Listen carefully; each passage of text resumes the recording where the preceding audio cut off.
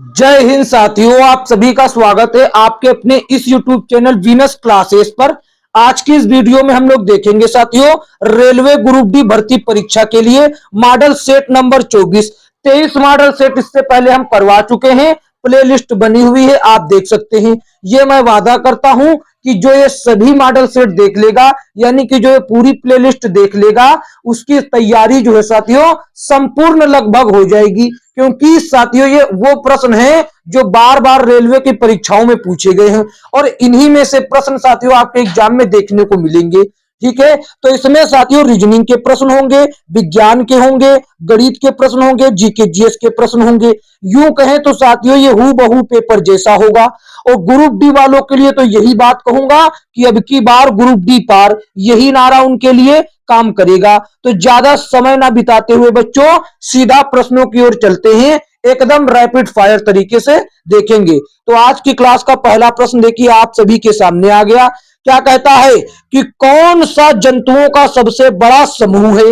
नोमो Nematoda, arthropoda, Annelida, Mollusca. तो साथियों जंतुओं का सबसे बड़ा समूह की बात करें तो ये हो जाता है आर्थ्रोपोडा। ऑप्शन बी में जो दे रखा आर्थ्रोपोडा। इसके अंतर्गत क्या क्या आता है? इसके अंतर्गत साथियों तिलचट्टा आता है। तिलचट्टा, यहां पर क्या था? तिलचट्टा हो गया, और झींगा हो गया, केकड़ा हो गया, तितली हो गई। ये सभी किसके अंतर्गत आते हैं बच्चों? तितली हो गई, केकड़ा हो गया, ये सभी जो हैं आर्थ्रोपोडा के अंतर्गत आते हैं। देखते हैं अगला प्रश्न। अगला प्रश्न ये रहा बच्चों, क्या कहता है? कहता है कि समतल दर्पण द्वारा बनाई गई छवि की विशेषता क्या है? समतल दर्पण द्वारा बनाई गई छवि की विशेषता क्या है? समतल दर्पण बच्चों जो है जिसमें हम लोग अपना चेहरा देखते हैं वही है। और इसके द्वारा बनाई गई छवि यानी कि इमेज की विशेषता क्या है कि उसका आकार जो होता है दर्पण छवि का, वो वस्तु के आकार का होता है, यानी कि समान आकार, और वो सीधा होता है बच्चों। जो प्रतिबिंब बनता है वो सीधा होता है। और साथियों सबसे बड़ी विशेषता कि ये पार्श्व तौर पर उल्टा होता है। पार्श्व तौर पर उल्टा होने का मतलब क्या है? यानी कि आपका जो दायां है वो बायां दिखेगा और जो बायां है वो दायां दिखेगा। ठीक है, और साथियों आभासी होता है, आभासी होता है। ये सभी विशेषताएं साथियों समतल दर्पण के प्रतिबिंब में होती हैं। ये साथियों कहां पर है? ऑप्शन ए में है। देखिए ऑप्शन ए आपका सही जवाब हो जाता है। देखते हैं अगला प्रश्न। अगला प्रश्न ये रहा साथियों, कहता है किसी कुट भाषा में एल को लिखा जाए, मतलब YELL को लिखा जाता है 25, 51, 212 के रूप में लिखा जाता है। तो इसी कुट भाषा में टेल को कैसे लिखा जाएगा? आप देख रहे हैं साथियों YE और L, इसको साथियों आप देख रहे हैं कि उसके अल्फाबेट के क्रम पे ही रख दिया गया। मतलब देखिए Y होता है 25 पे तो इसको 25 पे लिखा गया, और E होता है 5 पे तो इसको 5 पे ही लिख दिया गया, और L होता है 12 पे तो इसको 12 ही लिख दिया गया, और इसको भी 12। साथियों सेम वही क्रम लिख दिया, एकदम इजी हो गया। क्या आप नहीं कर पाएंगे? और टेल का पूछता है TALE, क्या आप नहीं बता पाएंगे? बिल्कुल बता देंगे। टी होता है 20 नंबर पर, और ए होता है 1 नंबर पर, एल होता है 12 नंबर पर, ई होता है 5 नंबर पर। तो कहां पर हो गया? 20, 11, 25। आपको अल्फाबेट का क्रम याद होना चाहिए साथियों। ऑप्शन ए में देखिए आपका सही जवाब हो जाता है। ठीक है बच्चों, देखते हैं अगला प्रश्न। अगला प्रश्न ये रहा, देखिए ये प्रश्न आ गया मैथमेटिक्स का। कहता है कि एक महिला 40 किलोमीटर की रफ्तार से गाड़ी चलाकर 4 मिनट पहले ऑफिस पहुंचती है, और वह 5 मिनट देर से पहुंचती है यदि वह 32 किलोमीटर की गति से गाड़ी चलाती। उसके द्वारा तय की जाने वाली दूरी कितनी है, ये आपको बताना है। तो देखिए कभी भी आपको ऐसा प्रश्न दिखाई दे और दूरी पूछे तो आपको मान लेना है दूरी x। माना बच्चों क्या है? दूरी x।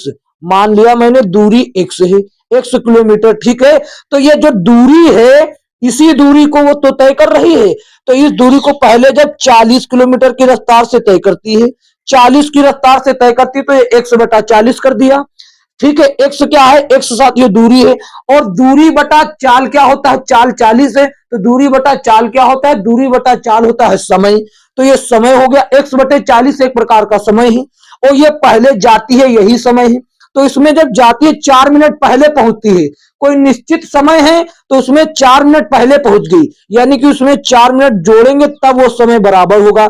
4 मिनट पहले पहुंच गई और ये सभी चीज घंटा में है, तो इस 4 मिनट को भी हम 60 से भाग देकर घंटा में कन्वर्ट कर लेते हैं।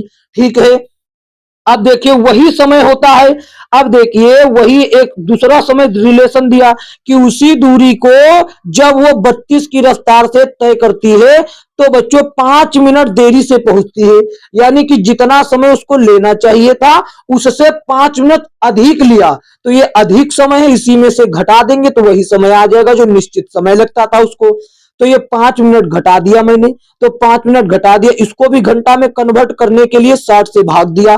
बस यहां पर देखिए अब आपको क्या करना है, एक्स वाले को एक पास ले आना है और नंबर वाले को एक पास। ऐसा करने से हमको तभी एक्स का मान पता चलेगा। अब इसको हम इधर ले आते हैं और इस एक्स वाले को उधर भेजते हैं। ठीक है, ऐसा करने के लिए देखिए यहां पर आप यहां पर ही समझ लीजिए, इधर आगे तो यहां पर इधर वाल 40/60 है, वो 4/60 सॉरी 4/60 पहले से मौजूद था और ये 5/60 उधर माइनस में है, तो इधर आएगा किसमें हो जाएगा, इधर आएगा तो हो जाएगा प्लस में, ये हो गया 5/60। ठीक है, अब बराबर का साइन है तो बराबर का साइन, इधर देख रहे हैं x/32 पहले से मौजूद था, तो यहां पर x/32 पहले से मौजूद था, तो ये जैसा था वैसा ही है।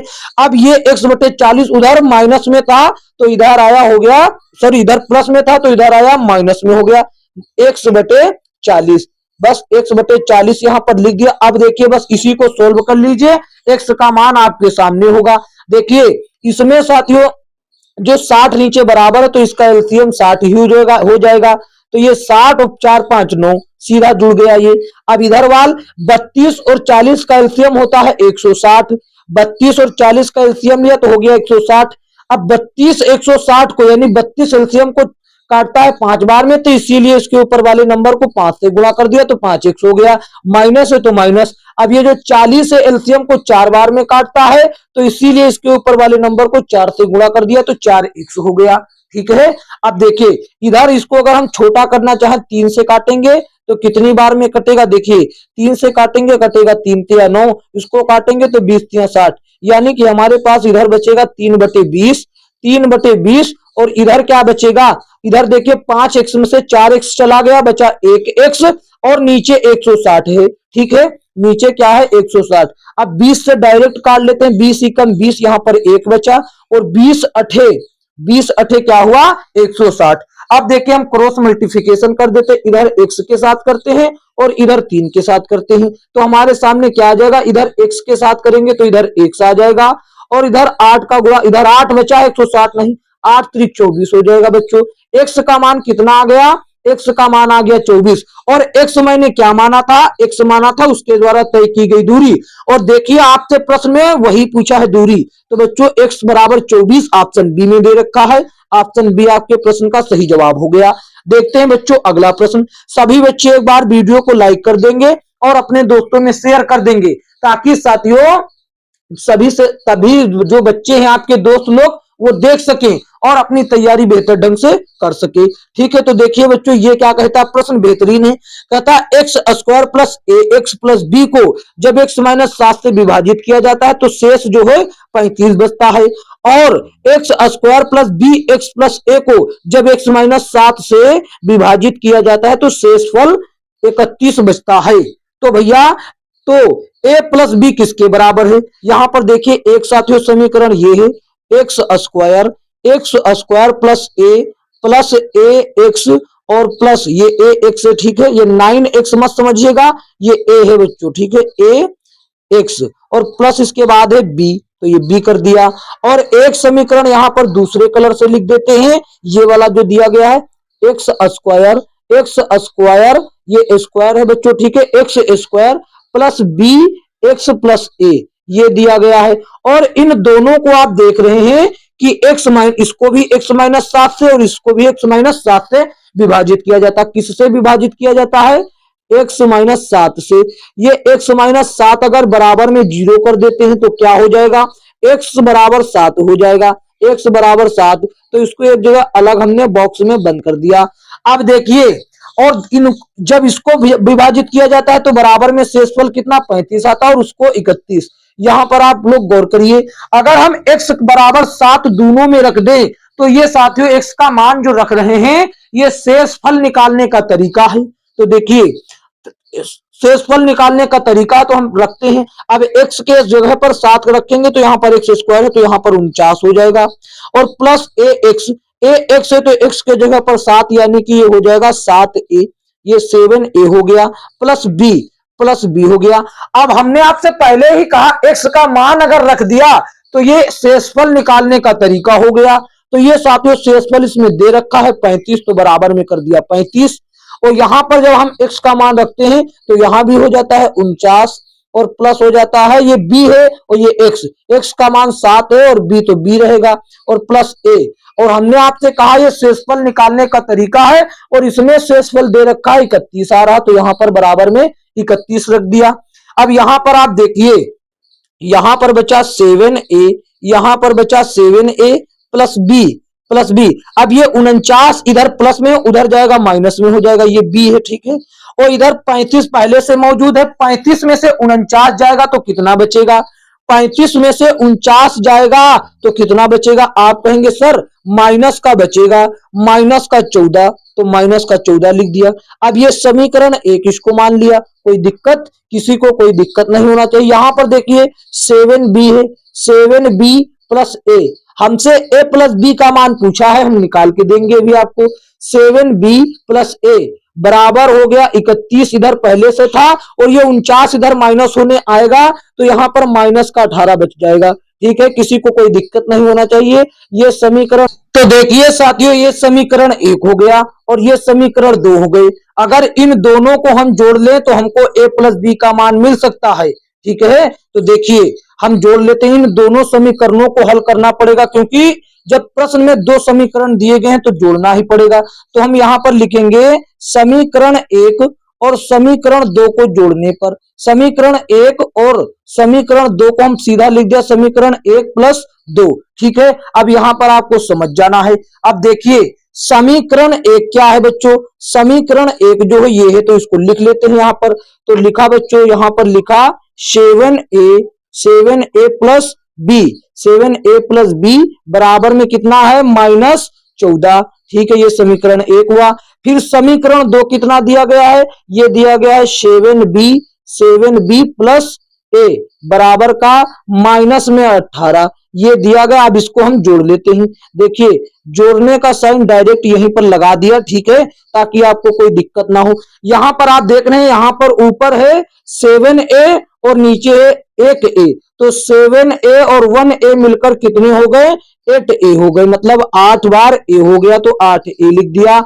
और ऊपर है 1 बार b और नीचे है 7 बार b और ये सभी चीज प्लस में है तो यहां पर हो गया 8 बार b ठीक है बच्चों, कितना हो गया 8 बार b, 8 बार b तो यहां पर लिख दिया 8b प्लस में। अब यहां पर दोनों माइनस में है तो जुड़ जाएंगे, 14 18 हुआ 32 लेकिन आएगा माइनस में ही ठीक है बच्चों, ये हो गया माइनस का 32। अब देखिए हमारे पास कितना आ गया, इतना आ गया, ये दोनों का मिलाकर एक समीकरण बन गया। बस हमारा यहीं से आपको मान निकल आएगा। कैसे निकलेगा मान, देखिए यहां पर 8 कॉमन लेंगे तो यहां पर 8 कॉमन लेंगे, यहां पर 8 कॉमन। अगर आप लोग को कोई एतराज ना हो तो ये सभी चीजें हम मिटा दे, बस इसको ही लिखें ठीक है बच्चों, तो मिटा देते हैं इसको। देखिए अब हम क्या लिखेंगे, केवल हम लिखेंगे 8a प्लस 8b और बराबर में क्या लिखेंगे बच्चों, बराबर में -32, माइनस का 32 लिखेंगे ठीक है। अब देखिए इसको 8 ये लिया कॉमन, इसमें a प्लस b ये हुआ a प्लस b ठीक है, ये कॉमन ले लिया, कोई दिक्कत यहां पर किसी को। यहां पर माइनस का 32 मौजूद है। अब 8 से काट लेंगे और इधर बचेगा केवल a प्लस b, अगर 8 से काटेंगे और इधर काटेंगे 8 से तो इधर हो जाएगा 8 चौके 32 और माइनस का आएगा। और हमसे क्या पूछा था, a प्लस b किसके बराबर है, तो ये बच्चों -4 के बराबर, ये -4 के बराबर है। ऑप्शन डी आपका सही जवाब हो जाता है। देखते हैं बच्चों अगला प्रश्न क्या कहता है। अगला प्रश्न बच्चों ये रहा, क्या कहता है, कहता है कि निम्नलिखित प्रश्न पर विचार करें और निर्णय ले कि उसके संबंध में कौन से तर्क मजबूत हैं। कहता है ये देखिए तर्क कथन रहा। कहता है क्या स्थानीय अस्पतालों द्वारा टीकाकरण के लिए जागरूकता कार्यक्रम आयोजित किए जाने चाहिए। अब ये कहता है हाँ, एक तर्क कहता है हाँ, इससे महामारी को रोकने में मदद मिलेगी। तो ये बिल्कुल सही बात है। अगर साथियों स्थानीय अस्पताल जो है टीकाकरण करने लगेंगे तो इससे कोई भी महामारी इतनी जल्दी नहीं फैल पाएगी। तो ये हो गया सही। अब दूसरा देखिए क्या कहता है। कहता नहीं, यह अस्पताल की जिम्मेदारी नहीं है और अधिकारियों का कार्यभार बढ़ जाएगा। तो गलत हो जाता। अधिकारी इसीलिए तो बैठे हैं कि वो अपना काम करे, तो दूसरा हो जाता गलत। बच्चों केवल और केवल क्या है, एक सही है। तो एक मजबूत तर्क है, ऑप्शन ए आपका सही जवाब हो जाता है। देखते हैं अगला प्रश्न। अगला प्रश्न ये रहा, क्या कहता है, चार संख्या ए बी सी डी का कुल औसत 26 है। यदि ए और बी का औसत 19.5 है तो सी और डी का औसत क्या होगा। बहुत इजी प्रश्न है। देखिए यहां पर कोई चार संख्या है, ए प्लस बी और प्लस सी और प्लस डी। चार संख्याओं का औसत 26 है। चार संख्याओं का औसत 26 है। अगर इसमें हम 4 से गुणा कर दे, क्योंकि चार संख्याओं का औसत है, तो ये आ जाएगा उन्हीं चार संख्याओं का योग। 26 चौके हो जाएगा 104। ठीक है, तो ये वो चार संख्याओं का आ गया योग। अब यहां पर कहता ए और बी का योग कितना है औसत, ये 19.5। ये दो संख्याओं का औसत है। अगर इसमें 2 से गुणा कर देंगे तो ये कितना आ जाएगा, 19.5 का गुणा करेंगे 2 से तो ये आ जाएगा 39। अब अगर हम इसमें से ये घटा दें, ये ए प्लस बी का योग है और वो a plus b plus c d, मतलब चार संख्याओं का, इसमें से अगर ये हम घटा देंगे तो साथियों क्या हमको मिल जाएगा, ये सभी माइनस में हो जाएंगे। तो यहां भी माइनस, यहां भी माइनस और ये भी माइनस। अब देखिए माइनस का ए प्लस का बी से कट जाएगा और माइनस का ए प्लस के ए से कट जाएगा, प्लस का बी माइनस के बी से कट जाएगा। यहां पर क्या बचेगा, सी और प्लस डी। और यहां पर ये देखिए 104 में से 39 जाएगा, बचेगा 65। अब ये देखिए सी और प्लस डी दो संख्याओं का योग आ गया। हमसे इनका योग नहीं पूछा, औसत पूछा है। तो साथियों ये दो संख्याओं का योग है। अगर इसमें हम औसत देखिए, अब औसत क्या होगा, अगर इन्हीं संख्याओं के योग में हम क्या कर दें, 2 से भाग कर दें। ये उनका योग है दो संख्याओं का 65, 2 से भाग कर देंगे तो हमारा आ जाएगा औसत। तो औसत कितना आ जाएगा बच्चों, औसत आ जाएगा हमारा 65 का आधा कितना होता है, 32.5। 32.5 हो जाएगा हमारा उत्तर, यानी कि 32.5। 32.5 का मतलब 32.5 कहां पर है, ऑप्शन डी में ही। Option d is the right answer of this question. बढ़ते हैं अगले प्रश्न की ओर। अगला प्रश्न ये रहा, देखिए क्या कहता है। एक व्यक्ति अपने पुत्र से 26 वर्ष बड़ा है। 3 वर्ष बाद उसकी आयु अपने पुत्र की आयु की 3 गुनी हो जाएगी। पिता की वर्तमान आयु ज्ञात कीजिए। जब कभी भी आपको ऐसा प्रश्न दिखाई दे तो आप क्या करेंगे, इधर लिख देंगे पुत्र, इधर वाल लिख देंगे पुत्र और इधर लिख देंगे पिता, या इधर पुत्र या उधर कुछ इधर भी लिख दीजिए, कोई फर्क ना पड़ने वाला। अगर हम पिता पुत्र की आयु मान ले x, पुत्र की आयु मान ले x, यहां पर लिख दिया मैंने माना, ठीक है, ये माना लिख दिया। तो पिता की आयु क्या हो जाएगी, तब पिता की आयु हो जाएगी x प्लस 26। x प्लस 26 हो जाएगी कि नहीं बच्चों, बिल्कुल सही बात हो जाएगी।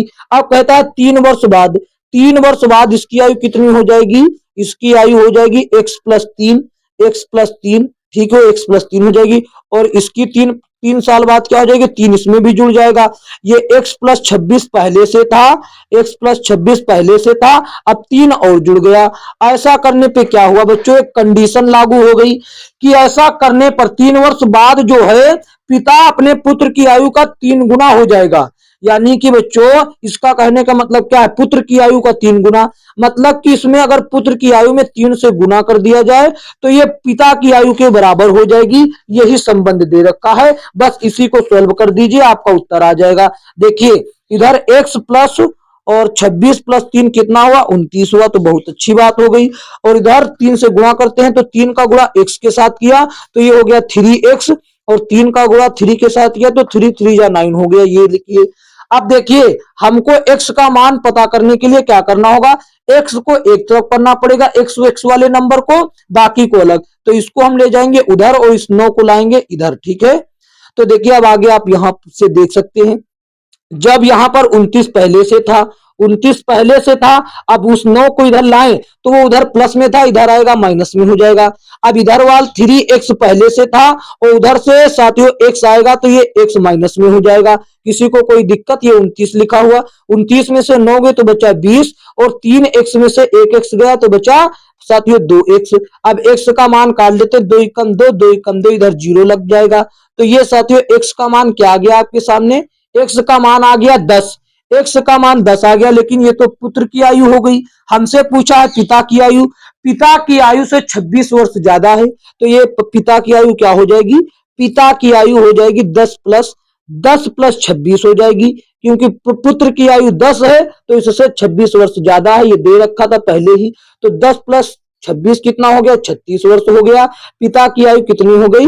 पिता की आयु 36 वर्ष हो गई। कहां पर है? ऑप्शन बी में ही। ऑप्शन बी आपका सही जवाब हो जाता है। देखते हैं बच्चों अगला प्रश्न। अगला प्रश्न ये रहा, कहता है नारियल की छाल का निर्माण किस ऊतक से होता है? जिसमें भी साथियों रेशा होगा, किसी भी रेशेदार वस्तु का निर्माण स्क्लेरन काइमा नाम के ऊतक से होगा। ठीक है, इस बात को याद रखेंगे। देखते हैं अगला प्रश्न। अगला प्रश्न ये रहा, क्या कहता है? कहता है कि ऊष्मा क्षेपी अभिक्रिया वह अभिक्रिया होती है जिसमें साथियों ऊष्मा निकलती है, वो ऊष्मा क्षेपी अभिक्रिया, और जिसको ऊष्मा देना पड़ता है वो ऊष्मा शोषी अभिक्रिया। देखते हैं अगला प्रश्न। अगला प्रश्न ये रहा, क्या कहता है? कहता है कि यहां पर देखिए 3a, यहां पर क्या लिखा? 3a 3z, उसके बाद फिर उसके बाद 6b और उसके बाद 6x, उसके बाद 12c, ये कॉमा यहां पर मत, 12c। उसके बाद पूछता आगे क्या होगा।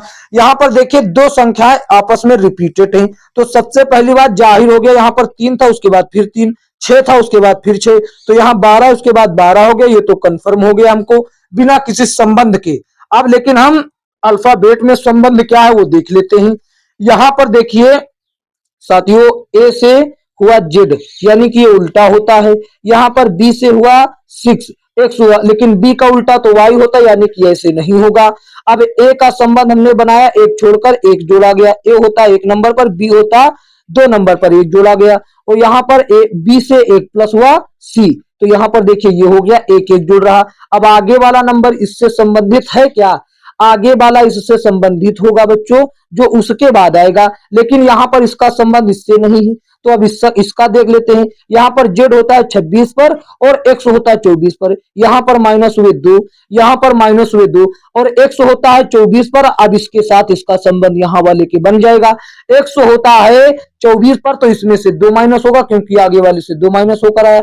24 में से 2 जाएंगे तो बचेगा 22, और 22 नंबर पर होता है वी, तो 12 वी हो गया आपका सही जवाब, जो कि ऑप्शन सी में दे रखा है। आशा करते हैं आपको आसानी से समझ में आ गया होगा। देखते हैं अगला प्रश्न। अगला प्रश्न ये रहा, कहता पानी में एक अम्ल या क्षार का विलय को करने को किस नाम से जाना जाता है? देखिए बच्चों, पानी में आप चाहे अम्ल मिला दीजिए, कोई भी अम्ल मिला दीजिए और कोई भी क्षार मिला दीजिए, इस कंडीशन में एक चीज तो साफ है कि आपको ऊष्मा जरूर मिलेगा, ऊष्मा जरूर मिलेगा। अगर साथियों किसी अभिक्रिया से ऊष्मा निकलता है तो वो ऊष्मा क्षेपी अभिक्रिया कहलाती है, अभी पहले भी बता चुके हैं।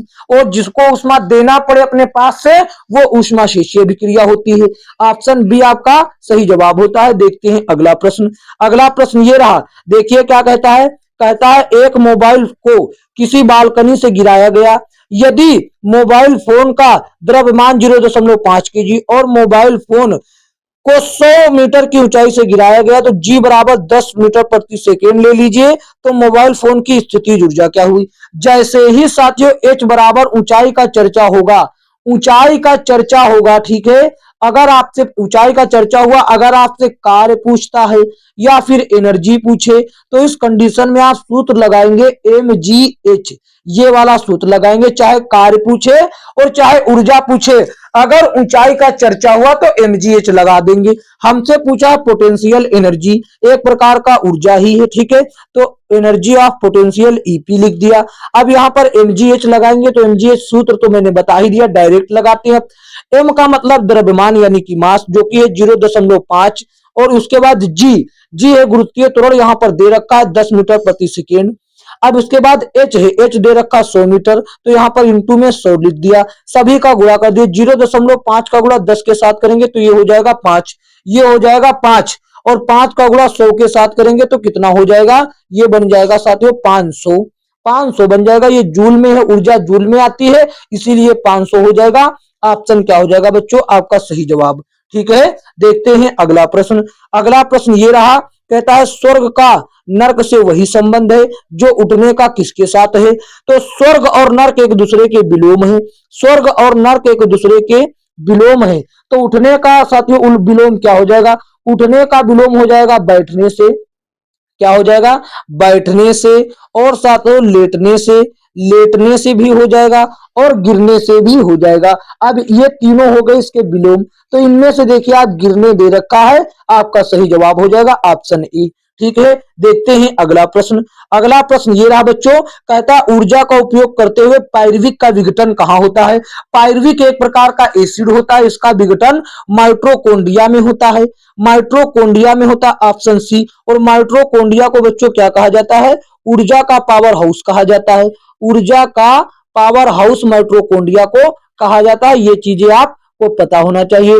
और ये माइटोकॉन्ड्रिया जो है ऊर्जा को एटीपी के रूप में स्टोर करके रखता है। एटीपी का पूरा नाम क्या हो जाता है, एडेनोसिन ट्राइफॉस्फेट, क्या हो जाता है, एडेनोसिन ट्राइफॉस्फेट। ठीक है, ऑप्शन सी आपका सही जवाब हुआ। देखते हैं अगला प्रश्न। ये देखिए फिर से आयु वाला आ गया प्रश्न, कहता है राबिन के पिता उससे 2.8 गुना बड़े हैं, 2.8 गुना बड़े हैं, और 6 साल पहले क्या कहता है, 6 साल पहले राबिन के पिता की आयु उसकी आयु की 4 गुनी थी। तो राबिन की वर्तमान आयु, तो देखिए सबसे पहले इधर राबिन दिया है, हमने कहा अगर ये ऐसा दिया गया हो गुना गुनी वाला तो आपको पिता और पुत्र जो भी दिया है अलग अलग मान लेना। ये हुआ राबिन और ये हो गई इधर राबिन के पिता। ठीक है, अब राबिन की आयु को हम मान लेते हैं एक्स, ये माना लिख दिया, ब्रैकेट में माना भी लिख दिया, ये मानी गई आयु है। जब एक्स हो गई साथियों रोबिन की, तो रोबिन के पिता की उससे 2.8 गुना है, तो ये वर्तमान आयु है 2.8 गुना हो गया। ठीक है, ये एक्स क्या है, एक्स मतलब रोबिन के आयु का 2.8। अब कहता है 6 साल पहले, ये तो वर्तमान है, और पहले जाने के लिए साथियों हमको घटाना पड़ेगा, मतलब पहले वो साथियों जो पार करके आ गए हैं प्लस हो चुका, अब उसको घटाना पड़ेगा क्योंकि हम पीछे जा रहे हैं, मतलब साथियों हम कहां जा रहे हैं, भूतकाल में जा रहे हैं जो बीत चुका है, तो इसीलिए हमको घटाना पड़ेगा। 6 साल पहले इसका रहा होगा x माइनस 6, और इनका x 6 साल पहले क्या रहा होगा, इनका उम्र जो है 6 साल पहले 2.8 एक्स तो अभी है, तो इसी में से 6 कम रहा होगा, ये हो गया। अब ये करने से फायदा क्या हुआ, ये किया जो एक कंडीशन दे रखा है कि रोबिन के पिता की आयु रोबिन की आयु की 4 गुनी थी। इसका मतलब क्या हुआ कि अगर रोबिन की आयु में 4 से गुणा कर दिया जाए तो ये अपने पिता की आयु के बराबर आ जाती है, यही इसका मतलब हुआ। तो देखिए अब हम यहाँ पर संबंध को दर्शा लेते हैं। यहाँ पर साथियों तो 2.8 एक्स, इसको इधर से अगर समझ लिया जाए तो क्या कोई दिक्कत होगा, डायरेक्ट आप यहां पर समझ लीजिए। तो देखिए इधर 2.8 एक्स माइनस हो गया 6, ये तो रोबिन के पिता की आयु हो गई, और इधर वाल देखिए बराबर में ये 4 का गुणा एक्स के साथ करेंगे तो ये हो जाएगा 4x, और 4 का गुणा 24 के साथ करेंगे, ये माइनस है तो माइनस लगा दिया, 6 चौक 24, तो यहां पर क्या हो जाएगा, यहां पर हो जाएगा 24। बस इसी को अब एक्स वाले नंबर एक तरफ कर लीजिए और नंबर एक तरफ, इससे क्या होगा तभी हम एक्स का मान निकालने में सक्षम हो पाएंगे। तो यहां पर साथियों इसको हम भेज देते हैं उधर वाल और इसको ले आते 24 को इधर वाल। ठीक है, इसको क्या करते हैं, इस 24 को ले आते हैं इधर। तो यहां पर देखिए माइनस का 6 पहले से विद्यमान था, माइनस का 6 तो ये पहले से नंबर में विद्यमान, और वो उधर था, उधर 24 से माइनस में, तो इधर आ जाएगा, हो जाएगा प्लस में। ठीक है, किसी को कोई दिक्कत नहीं होना चाहिए। अब 4x इधर पहले से विद्यमान, तो इसके साथ कोई दिक्कत नहीं, और वो 2.8x उधर प्लस में था, इधर आया हो गया माइनस में। ठीक है बच्चों, इधर क्या हो गया, इधर हो गया माइनस में, ये x लिखा हुआ है। अब यहाँ पर 6 प्लस 6 माइनस का और 18 24 प्लस का, तो ये घट जाएंगे, माइनस प्लस माइनस होता, तो यहाँ पर 18 बचेंगे, और यहाँ पर 4x में से 2.8x जाएगा, तो यहाँ पर 1.8 दो एक्स बचेंगे। किसी को कोई दिक्कत हो तो वो साथियों बेझिझक हमसे पूछ सकता है। बताएं किसी को कोई दिक्कत है? यहाँ पर कोई दिक्कत होना ही नहीं चाहिए क्योंकि आसानी से सभी काम चल रहा है। अब आप देख रहे हैं कि x बराबर इतने के, तो हम सीधा सीधा x का मान कैसे निकाल सकते हैं? 18 में 1.2 का भाग लगाकर। अगर आपको साथियों ये दशमलव में भाग देने में दिक्कत हो रही तो यहाँ दशमलव नीचे, तो नीचे से दशमलव हटाइए और ऊपर एक जीरो बढ़ाइए। ये 180/12 हो गया। अब काटते हैं, 12 एकम 12, तो यहाँ पर x बराबर क्या होगा? 12 एकम 12 और 3 बचे तो 30, 3 जीरो को दिया होगा 30, ओ सॉरी, हाँ 3, कितना बचा? 12, 8, 6 बचे तो 60 हो गया, जीरो को दिया तो 12 पंजे 60। एक्स बराबर कितना आ गया? 15। और एक्स मैंने क्या माना था? रॉबिन की आयु, और प्रश्न में हमसे रॉबिन की ही आयु पूछा तो ये हो जाएगा 15 वर्ष रॉबिन की आयु। अगर पिता की पूछता तो साथियों इसमें 2.8 का गुना कर देते, आ जाता पिता की आयु। ठीक है, देखते हैं अगला प्रश्न। अगला प्रश्न ये रहा, देखिए क्या कहता है? कहता राम एक 90 मीटर तालाब में तैरता है। वह एक छोर से दूसरे छोर तक तैर कर जाने और वापस उसी रास्ते से आने में 180 मीटर की दूरी 1 मिनट में तय करता। उसकी औसत चाल बताएं। औसत चाल क्या होता है? औसत चाल बराबर बच्चों क्या होता है? औसत चाल बराबर मतलब तय की गई कुल दूरी बटे उसमें लिया गया कुल समय। उसने टोटल 180 मीटर की दूरी तय की तो यहां पर लिख दिया कुल दूरी, और इसमें कुल लिया गया समय 1 मिनट है। 1 मिनट में 60 सेकेंड होते हैं तो 60 लिया, जीरो से जीरो कट गया, 6 एकम 6, 6 त्रिक 18, कितना आ गया? 3 आ गया। 3 मीटर प्रति सेकेंड जो है उसकी औसत गति है। और 3 मीटर प्रति सेकेंड कहां पर दे रखा है बच्चों? ये ऑप्शन सी में दे रखा है। ऑप्शन सी आपके प्रश्न का सही जवाब हो जाता है। देखते हैं अगला प्रश्न। अगला प्रश्न ये रहा, फिर से वही तरीके का प्रश्न। एक वस्तु 4 सेकेंड में पहले 25 मीटर की दूरी और फिर 2 सेकेंड में अगले 15 मीटर की यात्रा करती है। वस्तु की औसत चाल बताएं। औसत चाल बराबर क्या होगा? अभी मैंने बताया है। औसत चाल बराबर देखिए यहाँ पर उसके द्वारा तय की गई कुल दूरी, तो पहले 25 और 15 यानी कि 40 मीटर की दूरी तय की। अब इस 40 मीटर की दूरी को तय करने में कितना समय लिया? 4 सेकेंड और 2 सेकेंड यानी कि टोटल 6 सेकेंड लिया। अब इसको हम यहाँ पर काटते हैं, 6 छंग 36 बराबर कितना आया? 6 छंग 36, बच गया 4, दशमलव लगाया तो हो गया फिर से 40। 6 छंग 36, फिर से 4 बचा, फिर जीरो लगाया, 6 छंग 36, फिर से 4 बचा, फिर जीरो लगाया, 6 छंग 36। यानी कि ये क्रम चलता रहेगा, हम कभी इसको समाप्त नहीं कर पाएंगे। ये 6.66666 बार बार आता रहेगा, तो इसीलिए हम इसको साथियों क्या लिख देते हैं? 6.6 के बाद 7 लिखकर इसका कहानी खत्म कर देते हैं। ये क्या हो गया? 6.67 मीटर प्रति सेकेंड स्क्वायर, ऑप्शन सी। ठीक है बच्चों, ऑप्शन सी आपका प्रश्न का सही जवाब हुआ। देखते हैं बच्चों अगला प्रश्न। अगला प्रश्न ये रहा, क्या कहता है? एक अर्धवृत्त में ए और सी व्यास के सिरों को इंगित करते हैं। बी अर्धवृत्त पर कोई बिंदु है तो कोण एबीसी हमेशा होगा। तो देखिए सबसे पहले ये हो गया एक अर्धवृत्त, ये क्या हो गया? ये हो गया अर्धवृत्त, और इसके कोई साथियों ये विकर्ण वो व्यास है। व्यास क्या है? एक व्यास ए हिस्सा है और एक हिस्सा है सी। ये साथियों व्यास को इंगित करते हैं। ठीक है, अब कहता है बी कोई बिंदु है। बी कोई बिंदु है जो कि अर्धवृत्त पर, हम मान लेते हैं बी यहाँ पर स्थित है ये। ठीक है, अब कहता है तो कोण एबीसी हमेशा होगा, तो कोण ए मिलाया इसमें से, फिर मिलाया इसमें से बी, ये कोण एबीसी हो गया। ये कोण सदैव साथियों क्या होता है? समकोण कोण होता है। क्या होता है? समकोण। समकोण तो साथियों 90 डिग्री होता है, यानी कि ये 90 होता है, लेकिन इसको कहा बच्चों क्या जाता है? समकोण। तो समकोण सदैव हमेशा ऐसे ही होता है। ये साथियों एक प्रकार से कह लीजिए थ्योरम दिया गया है। ठीक है, ऑप्शन डी आपके प्रश्न का सही उत्तर हो जाता है। देखते हैं अगला प्रश्न। अगला प्रश्न बच्चों ये रहा, क्या कहता है? कहता है एक निष्क्रिय गैस कौन सी है? तो बच्चों निष्क्रिय गैस ऐसी होती है जो क्रिया ना करे, जो कि आवर्त सारणी में 18 समूह या 0 समूह में पाई जाती है। ये हो गई क्रिप्टॉन। इसके अलावा निष्क्रिय गैस कौन कौन सी होती है? देखिए हीलियम हो गई, और इसके साथ नियोन हो गई, और इसके साथ आर्गन हो गई, और आर्गन एआर, और क्रिप्टॉन तो ये केआर हो जाता है। क्रिप्टॉन तो इसमें दिया ही गया है, क्रिप्टॉन हो गई, फिर जीनॉन हो गई, फिर साथियों रेडॉन हो गई। ये सभी साथियों जो गैसें हैं निष्क्रिय हैं या अक्रिय गैस हैं या नोबल गैस हैं, कुछ भी कह लीजिए, ये एक ही का नाम हो दिया गया। चाहे निष्क्रिय गैस पूछे या अक्रिय गैस पूछे, क्या बच्चों? चाहे आपसे अक्रिय गैस पूछे या नोबल गैस पूछे, आपको यही पूछता है, आप कंफ्यूज मत होइएगा, ठीक है। अक्रिय गैस, निष्क्रिय गैस, नोबल गैस, ये सभी यही होती हैं। ऑप्शन बी आपका सही जवाब होता है। देखते हैं अगला, ये क्या कहता है, यदि एक वस्तु का वेग इसके शुरुआती वेग से दोगुना हो जाता है तो इसकी गतिज ऊर्जा में कितने गुना वृद्धि होगी। यह प्रश्न साथियों महत्वपूर्ण है, क्योंकि इसमें साथियों बच्चे अधिकतर क्या करते हैं, गलती कर देंगे। क्योंकि देखिए, पहले मैंने माना v बराबर वेग बराबर क्या था, वेग, पहले वेग बराबर मैंने मान लिया कि v था। जब वेग बराबर v था तो यहां पर साथियों उसकी गतिज ऊर्जा हो जाएगी 1/2 m v स्क्वायर, ये तो सूत्र होता है। आप कहेंगे बिल्कुल सही बात, ये हो गई उसकी गतिज ऊर्जा।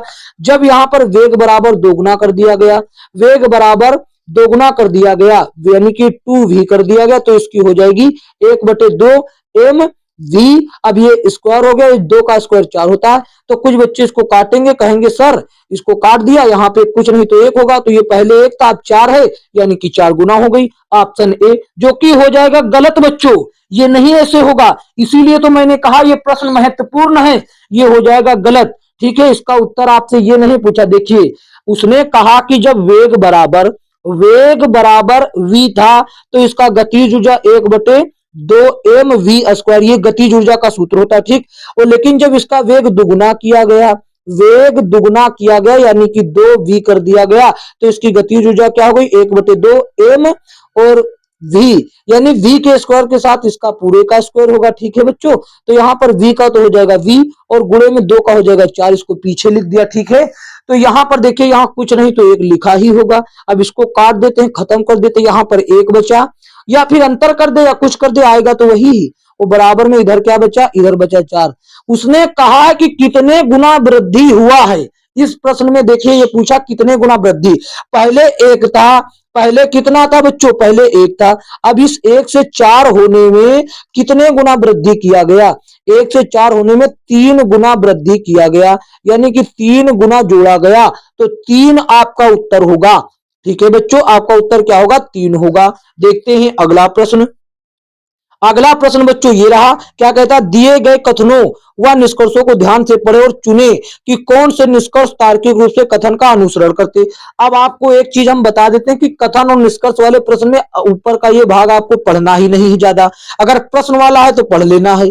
ये रहा कथन, क्या कहता, देखिए, कहता मरनाल के एक मित्र ने कहा, मरनाल और मेरे द्वारा चिड़ियाघर घूमने में बिताया गया समय शानदार था। अब निष्कर्ष देखिए क्या कहता है, निष्कर्ष 1 कहता है मरनाल चिड़ियाघर गया था, बिल्कुल सही बात, वो चिड़ियाघर गया था तभी तो उसने साथियों घूमने में समय बिताया अपने दोस्त के साथ, वो शानदार था, यानी कि पहला तो सही है। अब दूसरा देखिए क्या कहता है, मित्र एक जीव विज्ञानी है। बच्चों, मरनाल का मित्र एक जीव विज्ञानी, इससे क्या पता चलता, कथन में साथियों केवल ये बताया गया है कि मरनाल और उसका मित्र चिड़ियाघर घूमने गए थे।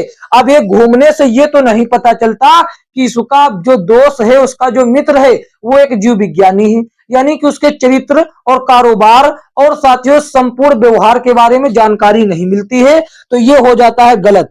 पहला सही है, दूसरा हो जाता है गलत। ऐसे आपको कोई नहीं बताएगा, जैसे मैं बता रहा हूं ये मैं वादा कर सकता हूं, ठीक है। तो इसमें कौन सा सही है, एक सही है, ठीक है। तो ऑप्शन बी क्या हो गया आपका सही जवाब। देखते हैं अगला प्रश्न। अगला प्रश्न ये रहा, कहता मुंबई किस दिशा की अनुवात दिशा में स्थित है, जिसके कारण यहाँ भारी बारिश।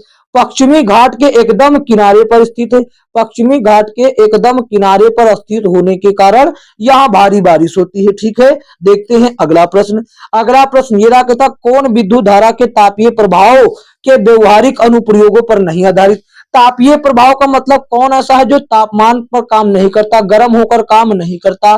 तो वैद्युत फ्लैट आयरन, जिससे आप कपड़े प्रेस करते हैं, क्या वो साथियों गर्म नहीं होता, वो तापमान पर आधारित है, ऊष्मा देता है। अब वैद्युत केतली, इलेक्ट्रिक केतली ऊष्मा देता है, जिसके कारण चाय गर्म होती, तो ये भी हो गया, ये भी हो गया।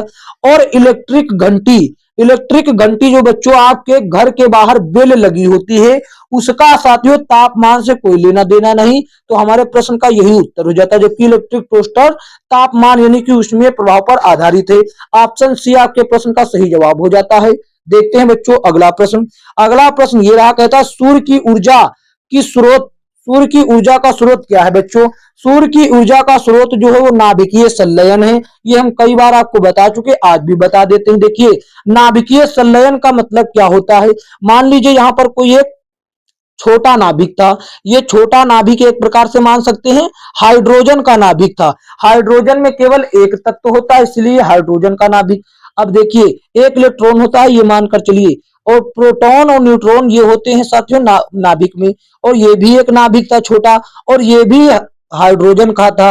अगर ये दोनों जुड़ जाएं और जुड़कर के साथियों क्या बना दें? जुड़कर के एक बड़ा नाभिक बना दें, जो कि इससे एक अगला अक्षर है हीलियम।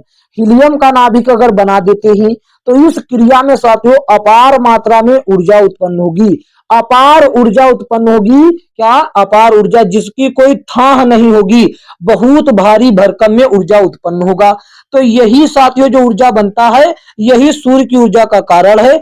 और ऐसी क्रियाएं सूर्य में निरंतर हुआ करती हैं, जिस कारण सूर्य की ऊर्जा हमेशा बरकरार रहती है।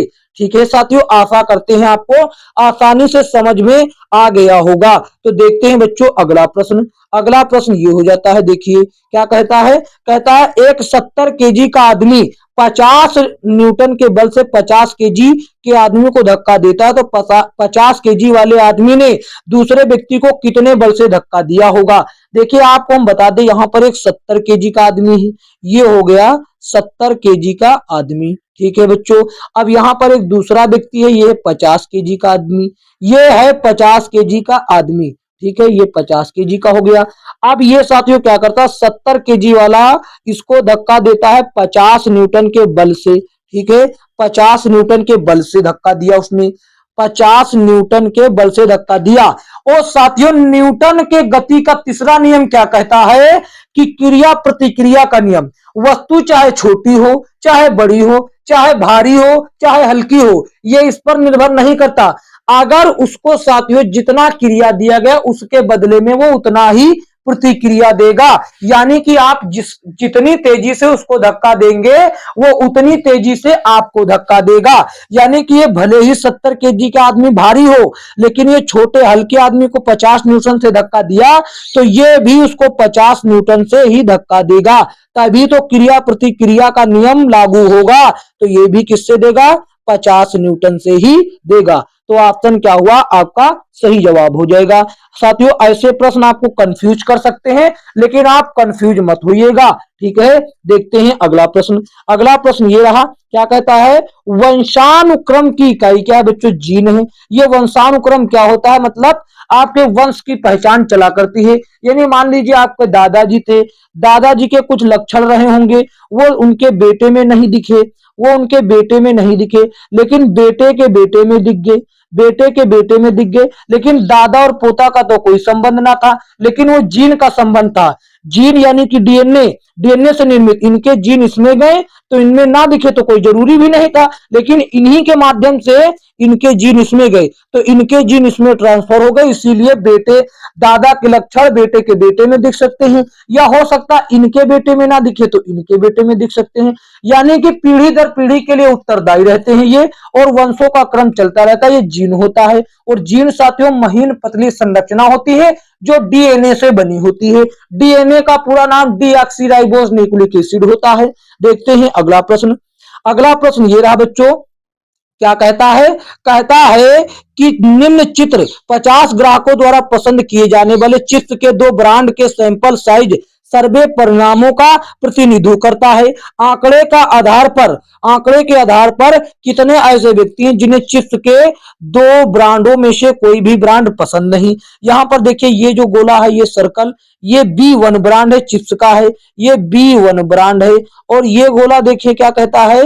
B2 ब्रांड है। यहाँ पर आप देख पा रहे होंगे, कोई भी ऐसा व्यक्ति नहीं जो इन दोनों गोलों के बाहर ना हो। यानी कि ऐसा कोई व्यक्ति ही नहीं है कि जो इन दोनों में से कोई पसंद ना करता हो। आप देख रहे हैं बच्चों कि ये जो 20 व्यक्ति हैं, केवल और केवल B2 ब्रांड पसंद करते, और ये साथियों 25 व्यक्ति जो हैं, ये साथियों केवल और केवल साथियों क्या कर सकते हैं? ये 20 व्यक्ति B2 और ये 25 व्यक्ति B1, और ये 5 व्यक्ति ऐसे हैं जो साथियों दोनों करते हैं, B1 और B2 दोनों। तो ऐसा व्यक्ति कोई भी नहीं जो दोनों में से कुछ ना पसंद करता हो। तो हमारा उत्तर हो जाएगा जीरो, हमारा उत्तर होगा जीरो। ऐसे जीरो व्यक्ति हैं जो दोनों में से कुछ ना पसंद करते हो। देखते हैं अगला प्रश्न। अगला प्रश्न ये रहा, कहता किसका विकास 500 BC ईस्वी से मालवा के दक्षिणी की ओर एवं उत्तर की ओर गंगा घाटी के पूरे तलहटी क्षेत्र में हुआ। तो सिंधु घाटी सभ्यता, सिंधु घाटी सभ्यता का बच्चों विकास हुआ। तो साथियों सिंधु घाटी सभ्यता का जो खुदाई हुआ वो साथियों किसके, जॉन मार्शल के नेतृत्व में हुआ। और जॉन मार्शल के नेतृत्व में तो हुआ, लेकिन खुदवाया किसने, वो खुदाई करवाया दयाराम साहनी ने। किसने बच्चों, दयाराम साहनी ने। और दयाराम साहनी ने जॉन मार्शल के नेतृत्व में ही करवाया था, यानी कि निर्देशन ये दे रहे थे और काम ये करवा रहे थे। यानी कि मान लीजिए ये मुखिया थे और ये इनके नीचे थे, ठीक है, दयाराम साहनी। अब ये कब खुदवाया था ये भी तो पता होना चाहिए। ये 1921 में खुदवाया था, ठीक है बच्चों। ऑप्शन आपका सही जवाब ए होता है ऑप्शन। देखते हैं अगला प्रश्न। अगला प्रश्न ये रहा, कहता इस श्रृंखला में अगला पद ज्ञात कीजिए। अगला पद यहाँ पर देखिए 2I लिखा हुआ, उसके बाद 9L लिखा हुआ, उसके बाद 16O लिखा हुआ। आगे पूछता है क्या होगा। यहाँ पर साथियों पहले नंबर में देखिए 2 से 9 होने में 7 जुड़ा होगा और 9 से 16 होने में कितना जुड़ा होगा, 9 से 16 होने में भी 7 जुड़ा होगा। तो 7 जोड़ दिया। अब साथियों जब दोनों में 7 जुड़ा तो इसमें भी 7 आगे जुड़ा होगा, तो यहां भी 7 जोड़ देते हैं। यहां पर 16 में 7 जोड़ते तो आ जाएगा 23। 23 सभी ऑप्शन में है, यानी कि हमको अल्फाबेट भी देखना पड़ेगा। यहाँ पर आई था, यहाँ पर एल, आई होता 9 पे, एल होता है 12 पे, तो कहीं ना कहीं 3 जुड़ा। अब एल में साथियों 3 जोड़ा तो आ गया 15, एल होता 12 पे, वो होता 15 पे। 15 में 3 जोड़ेंगे तो आ जाएगा 18। 18 पे कौन सा अक्षर होता है, आर होता है। आपको ये क्रम याद होने चाहिए, नहीं तो साथियों आप प्रश्न नहीं बना पाएंगे, ठीक है। देखते हैं अगला प्रश्न। अगला प्रश्न ये रहा बच्चों, क्या कहता है, यदि निम्न पारदर्शी शीट जिस पर वृत्त बने हुए उसके विकर्ण से मोड़ा जाए। वृत्त बने हुए ऐसे, तो इसका विकर्ण हो जाएगा ऐसे। इसको इसके विकर्ण के अकॉर्डिंग मोड़ना है, यानी कि ऐसे मोड़ना है। ये कोना उठा करके इस कोने से मिला देना है, ये दोनों कोना मिला देना है, ठीक है। तो यहाँ पर देखिए मोड़ देते हैं। तो कहता मोड़ने के बाद कैसा दिखेगा, ये विकर्ण तो मौजूद रहेगा, मोड़ने के बाद ये साथियों ऐसा दिखेगा, मोड़ने के बाद ऐसा दिखेगा। और यहाँ पर ये 4 गोले हैं, ये उधर वाले गोले आकर के इन्हीं 2 गोले पर बैठ जाएंगे, तो ऐसा दिखेगा। ऐसा कहां पर है बच्चों, केवल और केवल आकृति डी में दिखाई दे रहा। आकृति डी आपका सही जवाब होगा, जो कि ऑप्शन डी में ही दे रखा है। ऑप्शन डी हो जाएगा आपका सही जवाब। देखते हैं बच्चों अगला प्रश्न। अगला प्रश्न ये रहा बच्चों, देखिए क्या कहता है, एक ट्रेन 8 घंटों में कोई यात्रा पूरा करती है। वो यात्रा का पहला आधा हिस्सा, घंटा नहीं है, ठीक है, पहला आधा हिस्सा 45 की रफ्तार से, 45 किलोमीटर प्रति घंटा की रफ्तार से, और दूसरा आधा हिस्सा 55 की रफ्तार से पूरा किया जाता है। तो यात्रा की कुल दूरी कितनी है बच्चों। आप इसको 2-3 तरीके से कर सकते हैं। या तो पहले आप कुल दूरी मान लीजिए, कुल दूरी मानने के बाद x प्लस, यहाँ पर साथियों क्या करेंगे, x प्लस आधा हिस्सा, यानी कि 2x मान लीजिए, एक हिस्सा इससे और एक हिस्सा इससे, तय करने पर जोड़ लीजिए। लेकिन हम आपको सलाह देते हैं कि आप ये दोनों गति हैं, इनकी औसत गति निकाल लीजिए। दोनों गति, जब 2 गति दिया गया हो, चाल और दूरी ना दिया गया हो, तो आप औसत गति कैसे निकालते हैं, औसत चाल कैसे निकालते हैं। अगर दूरी और समय दिया गया हो तो कुल दूरी और बटे कुल समय, तो औसत चाल आ जाएगा। लेकिन जब केवल 2 चाल दिया गया हो तो आप औसत गति कैसे निकालेंगे। साथियों दोनों गति का गुणा करेंगे, जैसे कि 45 गुणे 55, 45 गुणे 55, और इसका गुणा 2 से करेंगे और नीचे दोनों को जोड़कर भाग दे देंगे। 45 और 55 100 हुआ। बस आप यही कर दीजिए, आपका उत्तर आ जाएगा। 5 से काटेंगे 9 बार में, 5 से काटेंगे 20 बार में, और 5 से काटेंगे 11 बार में, 5 से काटेंगे 4 बार में, 2 से काटेंगे 1 बार में, 2 से काटेंगे 2 बार में। ऊपर 11 9 बार 99। ऊपर साथियों यहाँ पर देखिए औसत गति यहाँ पर देखिए, ऊपर 11 9 बार 99 हुआ और नीचे हुआ 2, तो 99 का आधा कितना हो गया, ये हो गया 49.5, यानी कि 49.5। औसत गति कितना आई, औसत गति बच्चों आपकी आ गई 49.5, ये आ गई, ठीक है, किसी को कोई दिक्कत। अब ये आ गई औसत गति, इन दोनों गतियों को मिलाकर के एक गति मैंने निकाल ली, ठीक है। तो अब समय दे रखा है 8, हमसे पूछा है दूरी, और दूरी बराबर क्या होता है, चाल गुणे समय। तो यहाँ पर डिस्टेंस बराबर देखिए समय कितना है, समय है साथियों 8 घंटे, चाल कितनी है 49.5, इसका गुणा कर देंगे, दूरी बराबर क्या होता है चाल गुणे समय। तो यहाँ पर क्या आ जाएगा, यहाँ पर देखिए 8×5 = 40, 40 का 0 हासिल लगा 4, 8×9 = 72, 8×9 = 72, 72 4 76, 76 का 6 हासिल लगे 7, 8×4 = 32, 32 और 7×9 = 39, एक अंक बाद दशमलव लग जाएगा। तो ये कितना हो गया 396 हो गया बच्चों। 396 ऑप्शन सी में आपका उत्तर दे रखा है। देखते हैं अगला प्रश्न। अगला प्रश्न देखिए साथियों ये रहा। ये क्या कहता है, ये साथियों बोर्डमास के नियम पर आधारित है। बोर्डमास का कहना है कि BODMAS यानी कि पहले ब्रैकेट सोल्व करिए, फिर साथियों ऑफ यानी कि जो गुणा के पहले भाग किया जाता है उसको, भाग से पहले जो गुणा किया जाता है उसको, फिर डिवाइड यानी कि भाग, फिर मल्टीप्लिकेशन यानी कि गुणा, फिर ऐड यानी कि जोड़, फिर सब्ट्रैक्शन यानी कि घटाओ। तो यहाँ पर पहले भाग है, वो 72 है, फिर भाग है। अभी इनके साथ कोई छेड़खानी नहीं करेंगे। फिर ब्रैकेट, पहले उसने कहा ब्रैकेट तो छोटा ब्रैकेट को सोल्व करके लाएंगे, ठीक है। यहाँ पर 27 है तो 27 लिख दिया, फिर उसके बाद माइनस, फिर मंझला ब्रैकेट तो यहाँ पर 35 है तो 35 लिख दिया, फिर माइनस। अब आप यहाँ पर देख रहे हैं उसने कहा है कि सबसे पहले गुणा से पहले भाग करेंगे, तो यहाँ पर भाग है, मल्टीप्लाई से पहले भाग करेंगे। तो जब हम 45 में साथियों 9 का भाग लगाएंगे तो आएगा 9×5 = 45। अब इस 5 का गुणा करेंगे, फिर भाग के बाद गुणा करना होता है, तो 5 का गुणा करेंगे 2 से, 5 का गुणा करेंगे 2 से, तो यहाँ पर छोटा ब्रैकेट है 42 लिखा है, फिर माइनस। अब ये 5 दूना 10, यहाँ पर माइनस हुआ 10। अब ये सभी ब्रैकेट हमने कर दिया क्लोज, ठीक है। आप देखिए अभी ये 72 के साथ कोई छेड़खानी नहीं करेंगे, जैसा चल रहा वैसा ही चलता रहेगा। यहाँ पर हुआ 27, फिर माइनस हो तो माइनस ही लगा दिया, यहाँ पर 35, अब यहाँ पर 35, ये 42 में से 10 गया तो 32 बचा, यहाँ पर 32 माइनस में ही आ गया। अब ये साथियों छोटा ब्रैकेट हो गया समाप्त। अब यहाँ पर 72 दिया गया है, 72 के साथ कोई छेड़खानी ना करेंगे अभी। अब देखिए ये 27, 27, अब यहाँ पर देखिए 35 में से 32 गए तो 3 बचे, यहाँ पर माइनस पहले से था तो 3 आ गया यहाँ पर। अब देखिए यहाँ पर 72, यहाँ पर 72 और उसके बाद 27 में से 3 गए तो कितना बचा 24। अब देखिए इस 24 को 72 को 24 से भाग दिया जाएगा तो 24 यहाँ क्या हो जाएगा 72, यहाँ पर कितना आ जाएगा बराबर में 3, और 3 ऑप्शन ए में दे रखा है। ऑप्शन ए आपके प्रश्न का सही जवाब हो जाता है बच्चों, हो जाता है कि नहीं। देखते हैं अगला प्रश्न। अगला प्रश्न देखिए साथियों क्या कहता है, कहता है 2 तर्कों के साथ एक प्रश्न दिया गया, निर्णय लें कि प्रश्न के संबंध में कौन सा तर्क मजबूत है। तो देखिए ये रहा प्रश्न, क्या ये रहा प्रश्न, कहता क्या सौर ऊर्जा एक वैकल्पिक तरीका है जिससे हम ऊर्जा प्राप्त कर सकते हैं। तो बिल्कुल सही तर्क ये देखिए क्या कहता, हाँ यह एक अन्य प्राकृतिक संसाधनों को बचाने में मदद करेगा।